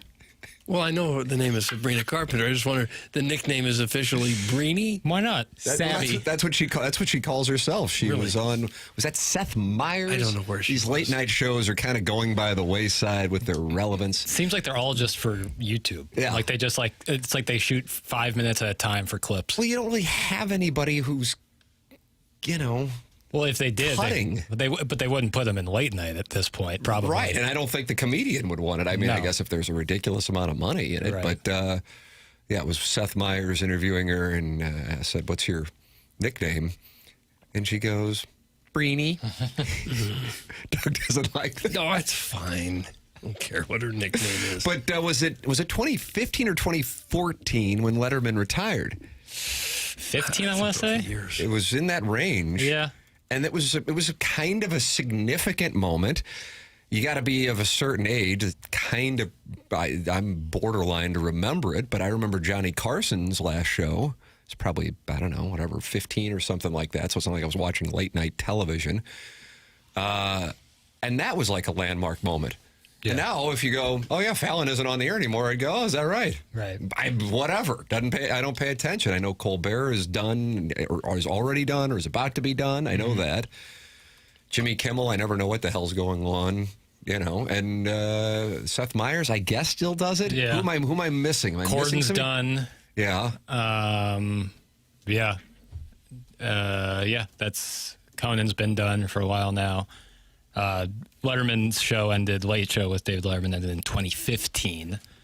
So yeah, it's pretty much Fallon and Kimmel. I think those shows and used Colbert. to be big money makers, and now they're money losers. Yeah, it's just that model is no longer like the linear television late night show is not what people And they also became largely longing for. political shows, so you lose half the audience. If you try to watch the first 10, 15 minutes and you're not a left-winger, it's impossible. You can't get through it. But I would say even if it was like straight down the middle, it's just not the way people are viewing television right now. No, but it would help if you didn't alienate half the country right away. I guess. It's a model that I just don't think is... Like if they'd moved all of that stuff to YouTube or a podcast, possibly, but to be like, well, make sure you're watching at 11 p.m. on, CBS, it's probably not going to do well. Doug, take a listen to this. I don't know if you've ever heard anything as insightful / cliche as this. The only constant is change. Boy, that is nice. Mm-hmm. That's what you can count on, change. I think the model of those shows are okay if done right.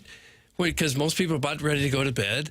Here's a funny, supposed to be funny monologue at the start. Okay, now I can go to sleep. I saw that. Here's the top guest. Okay, saw it. Now I can go to bed. It's not like something you have to watch for a half hour or an hour to get the whole gist of the show. I think that's why that model did work for so many years. Because you can watch it in chunks and say, that's enough. Time to go to bed. Right, but like if you're... I'm just spitballing from my generation of people. He just called them his people. Did you hear that? I heard it. Well, I'm just trying to feel like if you're having guests on who are around my age, you're likely trying to broadcast to people in that same age range as the guest. And if the lion's share of them don't even have linear television, then what are we doing, essentially? Doug, what are we doing? You don't have linear television. So you're not watching the networks. Right. If people my age aren't watching network television at all, and you're trying to use that, like that's your demographic you're broadcasting to, be based on the guests you're bringing on. It's like, but based on that, what were you doing with any network programming? Besides live sports and some news, yeah, I would say. Well, they're still going to put programming up there to try to stay in the business. That's for what sure, they do. but all that programming that they do also gets thrown on their streaming services, and they would obviously put the late night shows on the streaming service, but that becomes dated within a day. Well, but they're still going to have a show on there. They're going to do some kind of No doubt. program. They're not going to just have the bars. I think that's the kind of programming that you would want for that hour, because it's not a story that plays out over a half hour or an hour. You can just watch in small chunks and go to bed. Ideally, they probably want to bring in new blood for that, because I assume your Fallons and Kimmels and Seth Meyers take up a lot of the chunk of salary. I assume they get paid a handsome amount of money. Yeah. And I would be surprised if they're really cashing in based on that. If the networks are cashing in, no, they're not. They're losing a lot of money on these shows. Right. I think the model itself is fine, but the venue it plays on, I think, would be, I guess, my bigger issue, to amend what I had said earlier.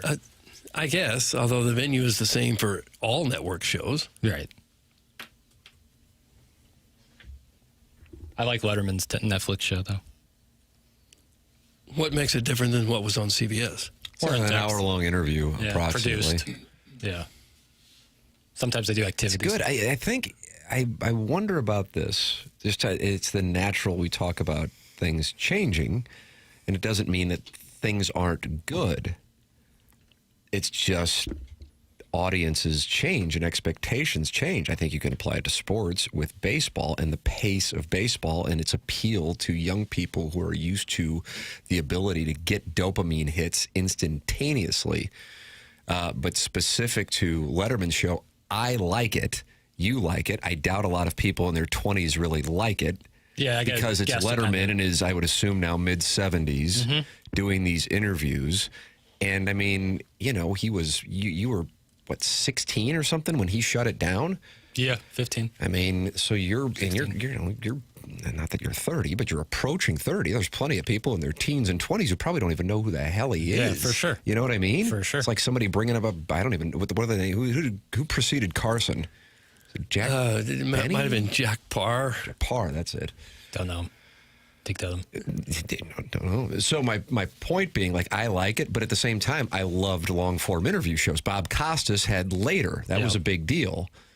But now with podcasts, I think that's what played a role in Howard Stern. I don't want to call it demise, because the guy's probably sitting on $1 billion. He's just fine. But the thing that separated his show was he would get these high-profile entertainers. This is after he went to Sirius, certainly, and get these long-form interviews, and then podcasting emerges, and now you can get these interviews anytime you want. It becomes, let me pick which one I'm going to listen to, because I don't have time to listen to them all. So therefore, Letterman's show is almost like a podcast, and I don't really know what the differentiator is unless you're just a fan of Letterman. See what I'm saying? Right. Right. Like, as opposed to... Like, he got Jay-Z on, and he got Stern on, and he got Barack Obama on. Yeah. But those are people who don't regularly do podcast interviews. But for the most part, you know, I mean, like a DiCaprio, you know, I don't see him doing podcasts. He doesn't ever do anything. Right. He did the New Heights thing, and that was like, blow your mind. I can't believe he's doing this. So, but yeah, I think, at this point, if somebody of big-time note... Like, I was, God, I can't recall if I was reading an article. It might have been a link you sent me about, or it was it was a clip. It was, what's the dude from Pro Football Talk? We've had him on a few times. Mike Florio. Yeah. Was talking with a guy about where will Diana Rossini tell her story. That used to be the thing. Remember that, Doug, when somebody was a subject, or it could be political. I know 60 Minutes had Benjamin Netanyahu on last night. Where will they tell their story? And now it almost is, where won't they tell their story? Yeah, right. Because they're everywhere. Right. And then the social media clips. So you got to be careful in that, because if you clip a certain thing one way, it totally changes the context as opposed to a full interview that the whole country watches. And therefore, the context is not set by what is posted on take your pick of whatever platform. So therefore, I do like Letterman's show a lot, but I don't know if it appeals to the masses. I don't know. Right, but I think that's like the design of Netflix. Sure, he doesn't. I mean, obviously, it's a passion project for him, but I'm just talking about interview shows in general, I guess is what I'm saying. Sure, yeah. And it's interesting, too, because Netflix has just purchased a lot of podcast video rights to put on their platform exclusively. Pardon my take. A bunch of the Ringer podcasts. How's that doing? Do you know how that's doing? I don't see it, and I never am ever tempted to watch a podcast on Netflix. Never. Right.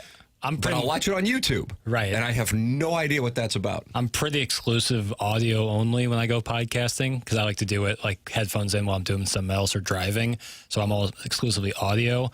But from what I've garnered from the fans of said podcast, they're like, I don't necessarily love having to pay this monthly subscription to Netflix to watch my favorite podcast, but at the same time, they still offer it for free on audio. So it's like, I don't know. To me, I think you don't have much of a leg to stand on there, but what do I know? But yeah, they've obviously made that a big part of their plan moving forward. Kind of a provocative text here. You can text in 314-399-9646. And Jackson, I guess you're probably the only one here qualified to address it. Can we just concede that young people are stupid and move forward? I think so. Yeah. It's from the 636. Mm-hmm. Mm-hmm. Yeah, I'm ready to concede that. Is that right? Mm-hmm. Yeah. Yeah, I'll go with that. I'm going to disagree. I've stopped listening to Pardon My Take. TMA STL gets a lot of my minutes on my drive home from work. Doug, that's John Boy in Indiana. Okay. Hell yeah. And that's John Richard Boy. Scott Thomas, I don't right? know. I think so. And yeah. Will Geer was the patriarch. Oh, he was. What's wrong with him? Wow, sorry. I don't know. I just was stating facts, and all of a sudden it seemed like I rattled your cage. I forget what the drama was with Will Geer. Rank your gears.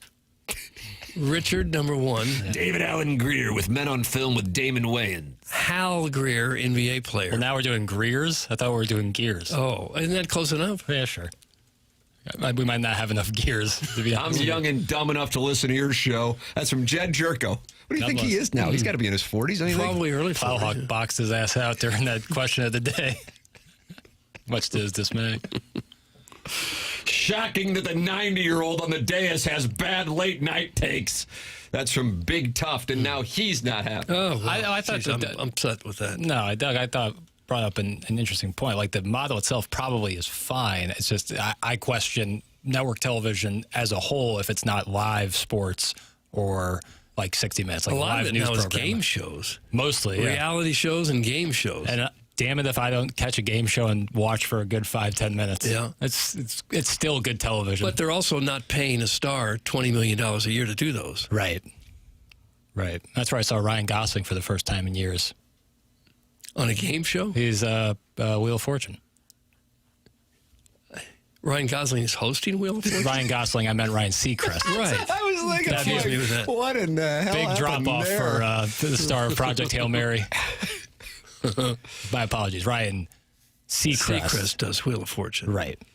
And there was a big... But that's not a network show. That's a syndicated show. Sure. There was a big hullabaloo that gets about sold to stations all over his look. all over the country. Right. Doug, I'm sweet on Keke Palmer. That's from Dale. you and really? Grenville. She's great. Okay. I'm not sure who that is, but She's an actress. She was in Jordan Peele's most recent movie, Nope, where she was fantastic. She also did a movie with St. Louis and SZA. and why would her name be brought up in this? I don't know, but she is dynamic. She hosting with Ryan Gosling. She's somewhere? incredibly talented. Buy stock in Keke Palmer. Stock's already way up, but Ryan Gosling? Come on, movie boy. Seacrest. Sorry, I was watching Drive recently. The great Albert Brooks, who I always confuse for Robert Wool. Oh yeah, I haven't seen him do anything lately. He's still Because they won't bring back Arliss, those bastards. He was a funny guy. Very funny. Arliss. Is Jackson still struggling with the cameras? It's from The Hunchback of Owen Castle. Yeah, no doubt. It'll get remedied hopefully by today. So tomorrow, and we're still broadcasting I with just the looked camera up. shot. I didn't even realize we were on the wide angle. Yeah, the why that's. But I think for a lot of women in the area, and probably about 40% of the guys, they want to see my blue eyes on a Monday in particular. I get that. Want to do the solo shot? The Just Tim shot? I would imagine at Hubbard Corporate in Minneapolis, they've been asking that question for a while. It's really disheartening when there's 4 people on the show and the camera's on one guy exclusively. I could see some of the people in this industry. There we go. There's the solo shot. This is for all the ladies. This is the right shot. Let's see. Ryan Gosling and Keke Palmer need to be on the next season of Masked Singer. Doug, that's from Alexandra Daddario, who filmed a movie here in St. Louis called The Layover with Kate Upton. I really hope they aren't on the Masked Singer. That's that means a horrible show. That means something's gone terribly wrong. Yeah. God, it's awful. Hey, guys. Got laid off last week, so I'm jobless for the first time in 25 years. I'm looking forward to listening to your other iteration at 11 o'clock. That's from former fan page moderator Neil Allen Craig Paquette. Well, the Strode program. Silver lining. After the morning after. Sorry, brother. Yeah, sorry to hear Sucks. that, former fan page moderator Neil Allen Craig Paquette. Good dude. Good dude. Let's see. Who watches The Masked Singer? Eric in the Central West End does not like The Masked Singer. I don't mean to judge, but like you'll watch a ball game or something on a network and the promos come up for like the television shows are going to be running later. It's like I just am. It's who's watching this is what I ask. People that don't want to pay for Netflix right. and HBO and all that. I get it. Tanner and that new Eric will have the camera fixed by 11:10. Just watch SMH movie, bitch. That's from Dale in Grubville, who's blaming Bully Jackson. for them. Do you believe they will? No. Wow. Our engineering team after this program will come in here and try to work on things. So if that is the case, then that's just another credit to our engineering team who's done an outstanding job ever since the power went out here on Thursday. They've remedied so many issues so that, kind of everything goes off without a hitch. Big credit to them. If they're able to get it fixed for their show, wonderful. I wouldn't say it's a reflection on me, but if you want to take it that way and use it against me, I'm here for it. There's Jackson's invite, and you can do that at You think I'm ducking smoke? 314-399-9646. There will be people now monitoring both after the morning after and the YouTube channel on 101 ESPN celebrating if it is fixed by 11:10. There will be a There might be a parade down Market, brother. Listen, that's fine. Stay engaged. Stay listening. McGreevy texting. He said, "Let me get on the show tomorrow," with a question mark. Like he wants to get on. Say this papers program. will think about it. I got an off day here in San Diego and to spend some time with the fam. So I don't know. Yeah, I said, hey, let me ask you a question. Are we starting to get to a point where we couldn't spend $500 on the Grove, and are we going Netflix, Wheels up, NetJets, Wheels up? Fractionals. Doug, those are called fractionals. What is? Those are. It's like a private charter.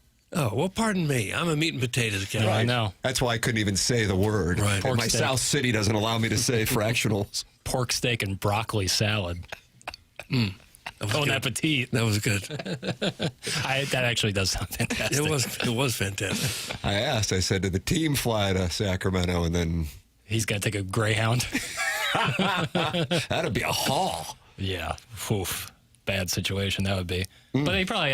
He might have a family vehicle or something. You could just take up there as a self. Or I'm sure a flight to San Diego to Sacramento is not too bad. Yeah, I'm sure they fly out on the hour. Probably. Yeah, you're probably right. Maybe take a bird. How long do you think that drive is? San Diego to Sacramento? Oh, 7 hours. I'm going to take the over. Way over. Yeah. Bankrolls put in the middle. I'm going to go 9.5. San Diego's all the way down there. It doesn't take into consideration traffic, Well, I'm then I guessing, don't but know. 7 hours, 47 minutes? Yeah. I bet with traffic, we're reaching close to 9. I guess it depends what time you San leave. Diego's probably a little north of New Orleans. You know what I mean? Right. Yeah. And I would imagine that Sacramento's a little north of St. Louis. I'm doing this all from Jackson. Jackson can draw a map of the mainland I can. from memory, and it's a thing to behold. He did it in a sales meeting Sure one he time. did. But Sacramento's a little So inland, therefore, isn't I it? think St. Louis to New Orleans is like 10 to 12 hours, I think. 10 sounds right. Yeah. Yeah. That's how I arrived at my conclusion. Sacramento's a little inland, if I'm not mistaken, right? A little bit. Yeah. Whereas San So you're Diego's going northeast. right But down very the close coast. to San Francisco. Right. Just a little south. A little northeast, I think. Northeast? Not I think south? so. Okay. I think it's northeast. Doug, FlexJet is the way to go for the PJ and the 1%ers. That's from Okay. Veiled Prophet. All right. I'll look into that next time I need to go to Waterloo, Illinois. you would fly on a private jet to Waterloo. Yeah, you could land in You the want to play cornfield. Anbrier that badly? Yes. Great. My It's a dad's great out there course. right now. Is that right? But he's getting ready. He's dialing it in for Friday. My man plays. My man plays. Don't say that. He plays. What if you're talking about your father? My man plays. He does. What if you're talking about your father? He's grinding is what he's doing. Grinding clips. Believe it or not, St. Louis and Sacramento lay on the same line of latitude, Doug. That's from Andy Pants. Okay. Wow. That's pretty interesting. It's not that interesting, really. I find it There's interesting. other cities, too, right in there. Sure. Denver? Kansas City, pretty close. Yep. Little north, right? Denver's probably a little north. Yeah.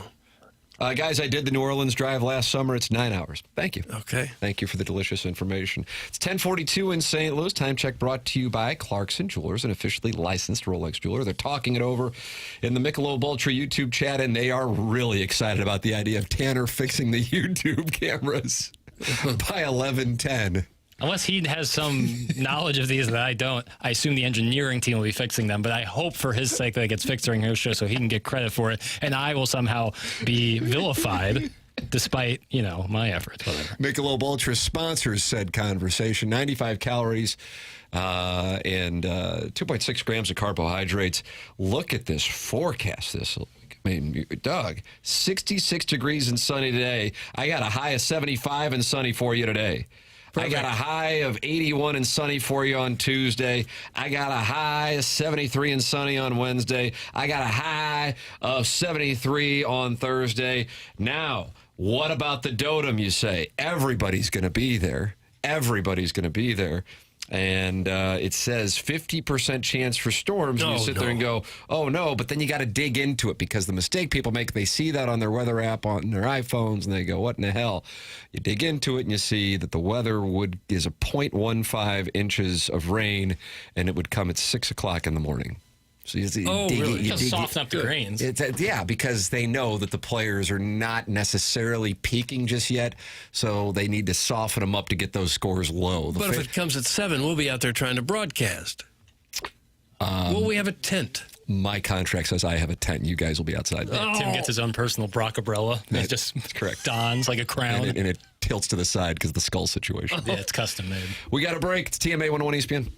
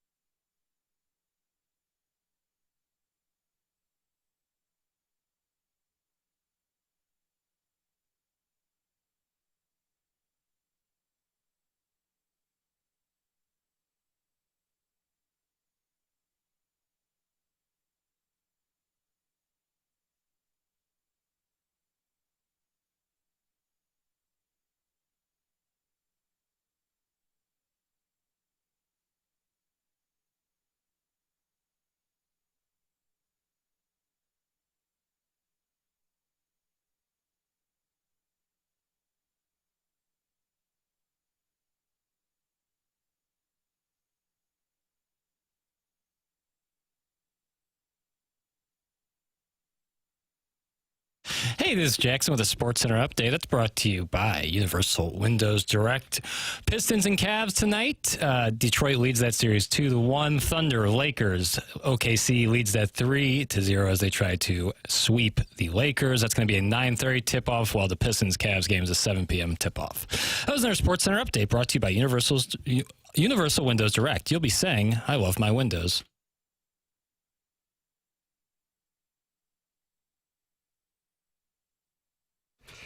TMA 101 ESPN. Tim McKernan, Doug Vaughn, Chairman Kurt slides into the dais when Martin deals with that onboarding situation. Jackson Burkett with you on the program. You guys know Dr. Pryor at 100 West Dental, right? They're located on Manchester in Baldwin. He is the guy that I have told you about going to get your smile back. Well, he can also help you get your sleep back. Dr. Pryor treats sleep apnea with custom oral appliances, and that's an alternative to a CPAP, so no mask, no machine for the right candidates. And if you think you might have a sleep issue or you've already been diagnosed, they'll do a complimentary consultation to see if it's a fit. At least go get checked, because bad sleep catches up with you and you're not performing at 100% if you're not sleeping right. At work, in the gym, anywhere. 100westdental.com. Go see Dr. Pryor. Book your complimentary sleep apnea treatment consult online. 100westdental.com. We will have BK and Ferrario coming up at the top of the hour. The Michelob Ultra YouTube chat is firmly Team Tanner, Doug, when I go in there. That is a belief that Tanner will have the cameras fixed by 11. Oh, he's probably working on it right now. Yeah. I don't care. I don't care anymore. Well, I care. No, you don't I care. hope the cameras work, but I've done everything. I don't care anymore. Is that Genesis or Phil Collins? I don't know. I'll just tell you what's going to happen. What's going to happen? We have a great engineering team here. Once we clear out, so they can get a couple of minutes to work on this. I.e., once Tanner comes in, they'll get it remedied, and they'll probably be working maybe 30, 45 minutes into BK and Ferrario, and then it'll be great.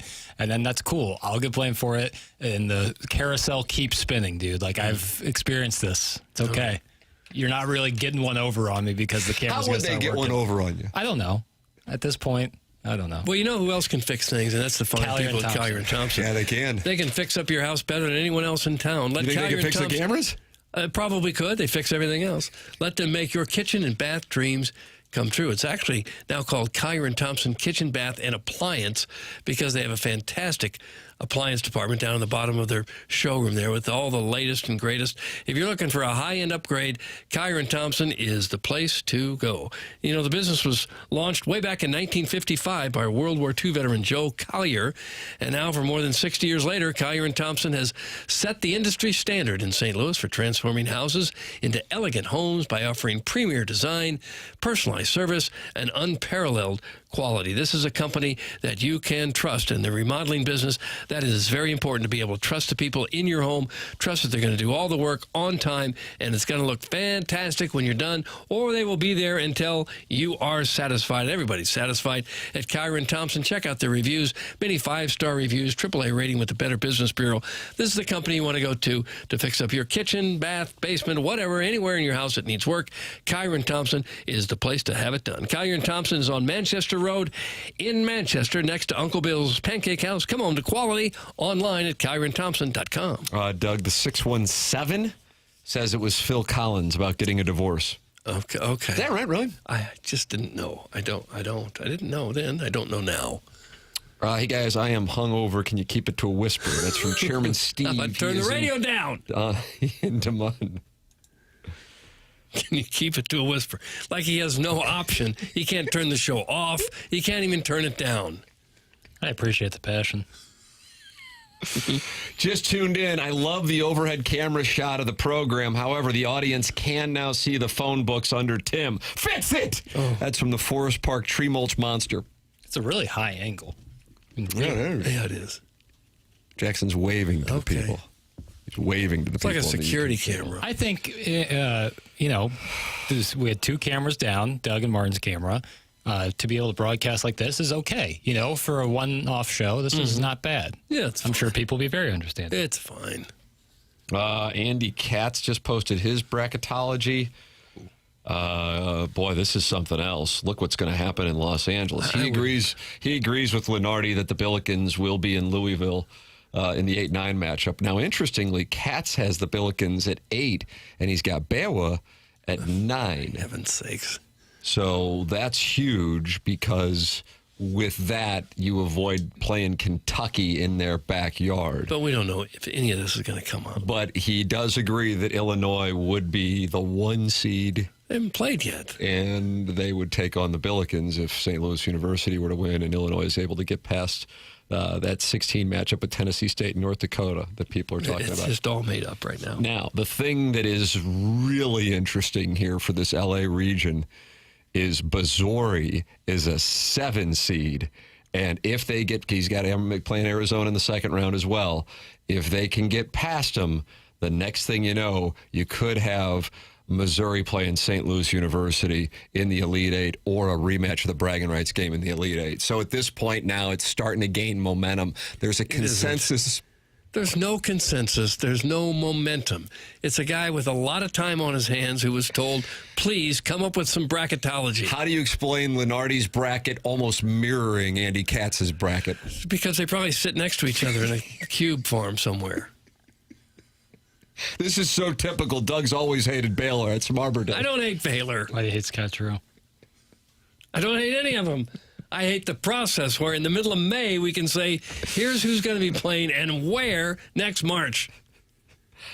I expect a full breakdown of Carano Rousey tomorrow at 7. That's from the Gray Summit Gray Goose Guzzler. Oh, is that tonight? It is coming up on Saturday. Saturday. So they want to break down something that hasn't happened yet? That's correct. I'm out. Meanwhile, looking at you might as well. It makes as much sense as this bracketology. Looking at this mock draft, I got Keaton Wagler going 5th. I see that. I could see it. I mean, he's outstanding. I like Darius Acuff sitting out there. I kind of like him a little more. I don't know. Maybe I'm off. Oh, anti-ILL. I love Keaton Wagler. I think he's great, but I think Acuff showed more. Oh, yeah, he's fantastic, Acuff. Yeah. He just takes the game over. Right. But it's you draft on who you need. Who do they got going 1? A.J. DeBonsa from BYU. Okay. And then Darren Peterson, 2. I could see that being 1 or 2. I could flip by. But we do know that the Washington Wizards have the first overall pick, the worst franchise in all of American sports. I'll say it. Oh, you think so? Yep. Worse because, why, they just always lose? Never have a good year? Not ever in playoff contention. Never even seem like they're trying. No real brand kind of at all. I mean, it's 10:57. I can't spend a lot of time on this, and I might be gone. I was promised we'd get around to the Washington Wizards, and that's why. And the Rousey Carano fight. Right. Yeah, that hadn't happened. Yeah. But if I could stick around long enough, I feel comfortable in saying if we did a long-term prop bet that the Wizards will win a championship before the Colorado Rockies would. And I would put the Colorado Rockies as the worst franchise of the 4 majors. The Rockies have been closer in this century. But the Rockies aren't in a position where they can get great pitchers to ever come there. For sure. So they are just doomed by their situation. Unless they build, unless they build a stadium at the foot of the mountain. This is when I think Ken Strode once said that they need to build one underground.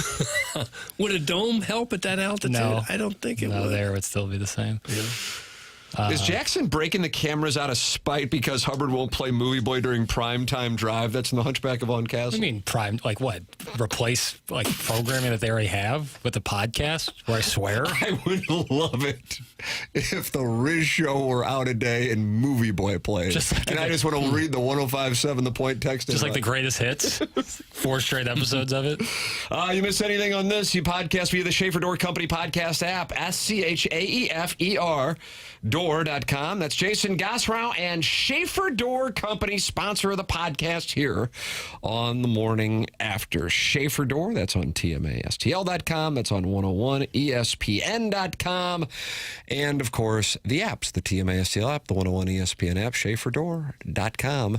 Schaefer, a LiftMaster partner. Time for us to shut it down. BK and Ferrario are coming up next. For Jackson Burkett, for Chairman Curt, for Martin Kilcoyne, for my brother Kevin, for Douglas Elvin Vaughn, I'm Tim McKernan. This has been The Morning After, presented to you by Brown and Crouppen on 101 ESPN and the TMA STL YouTube channel.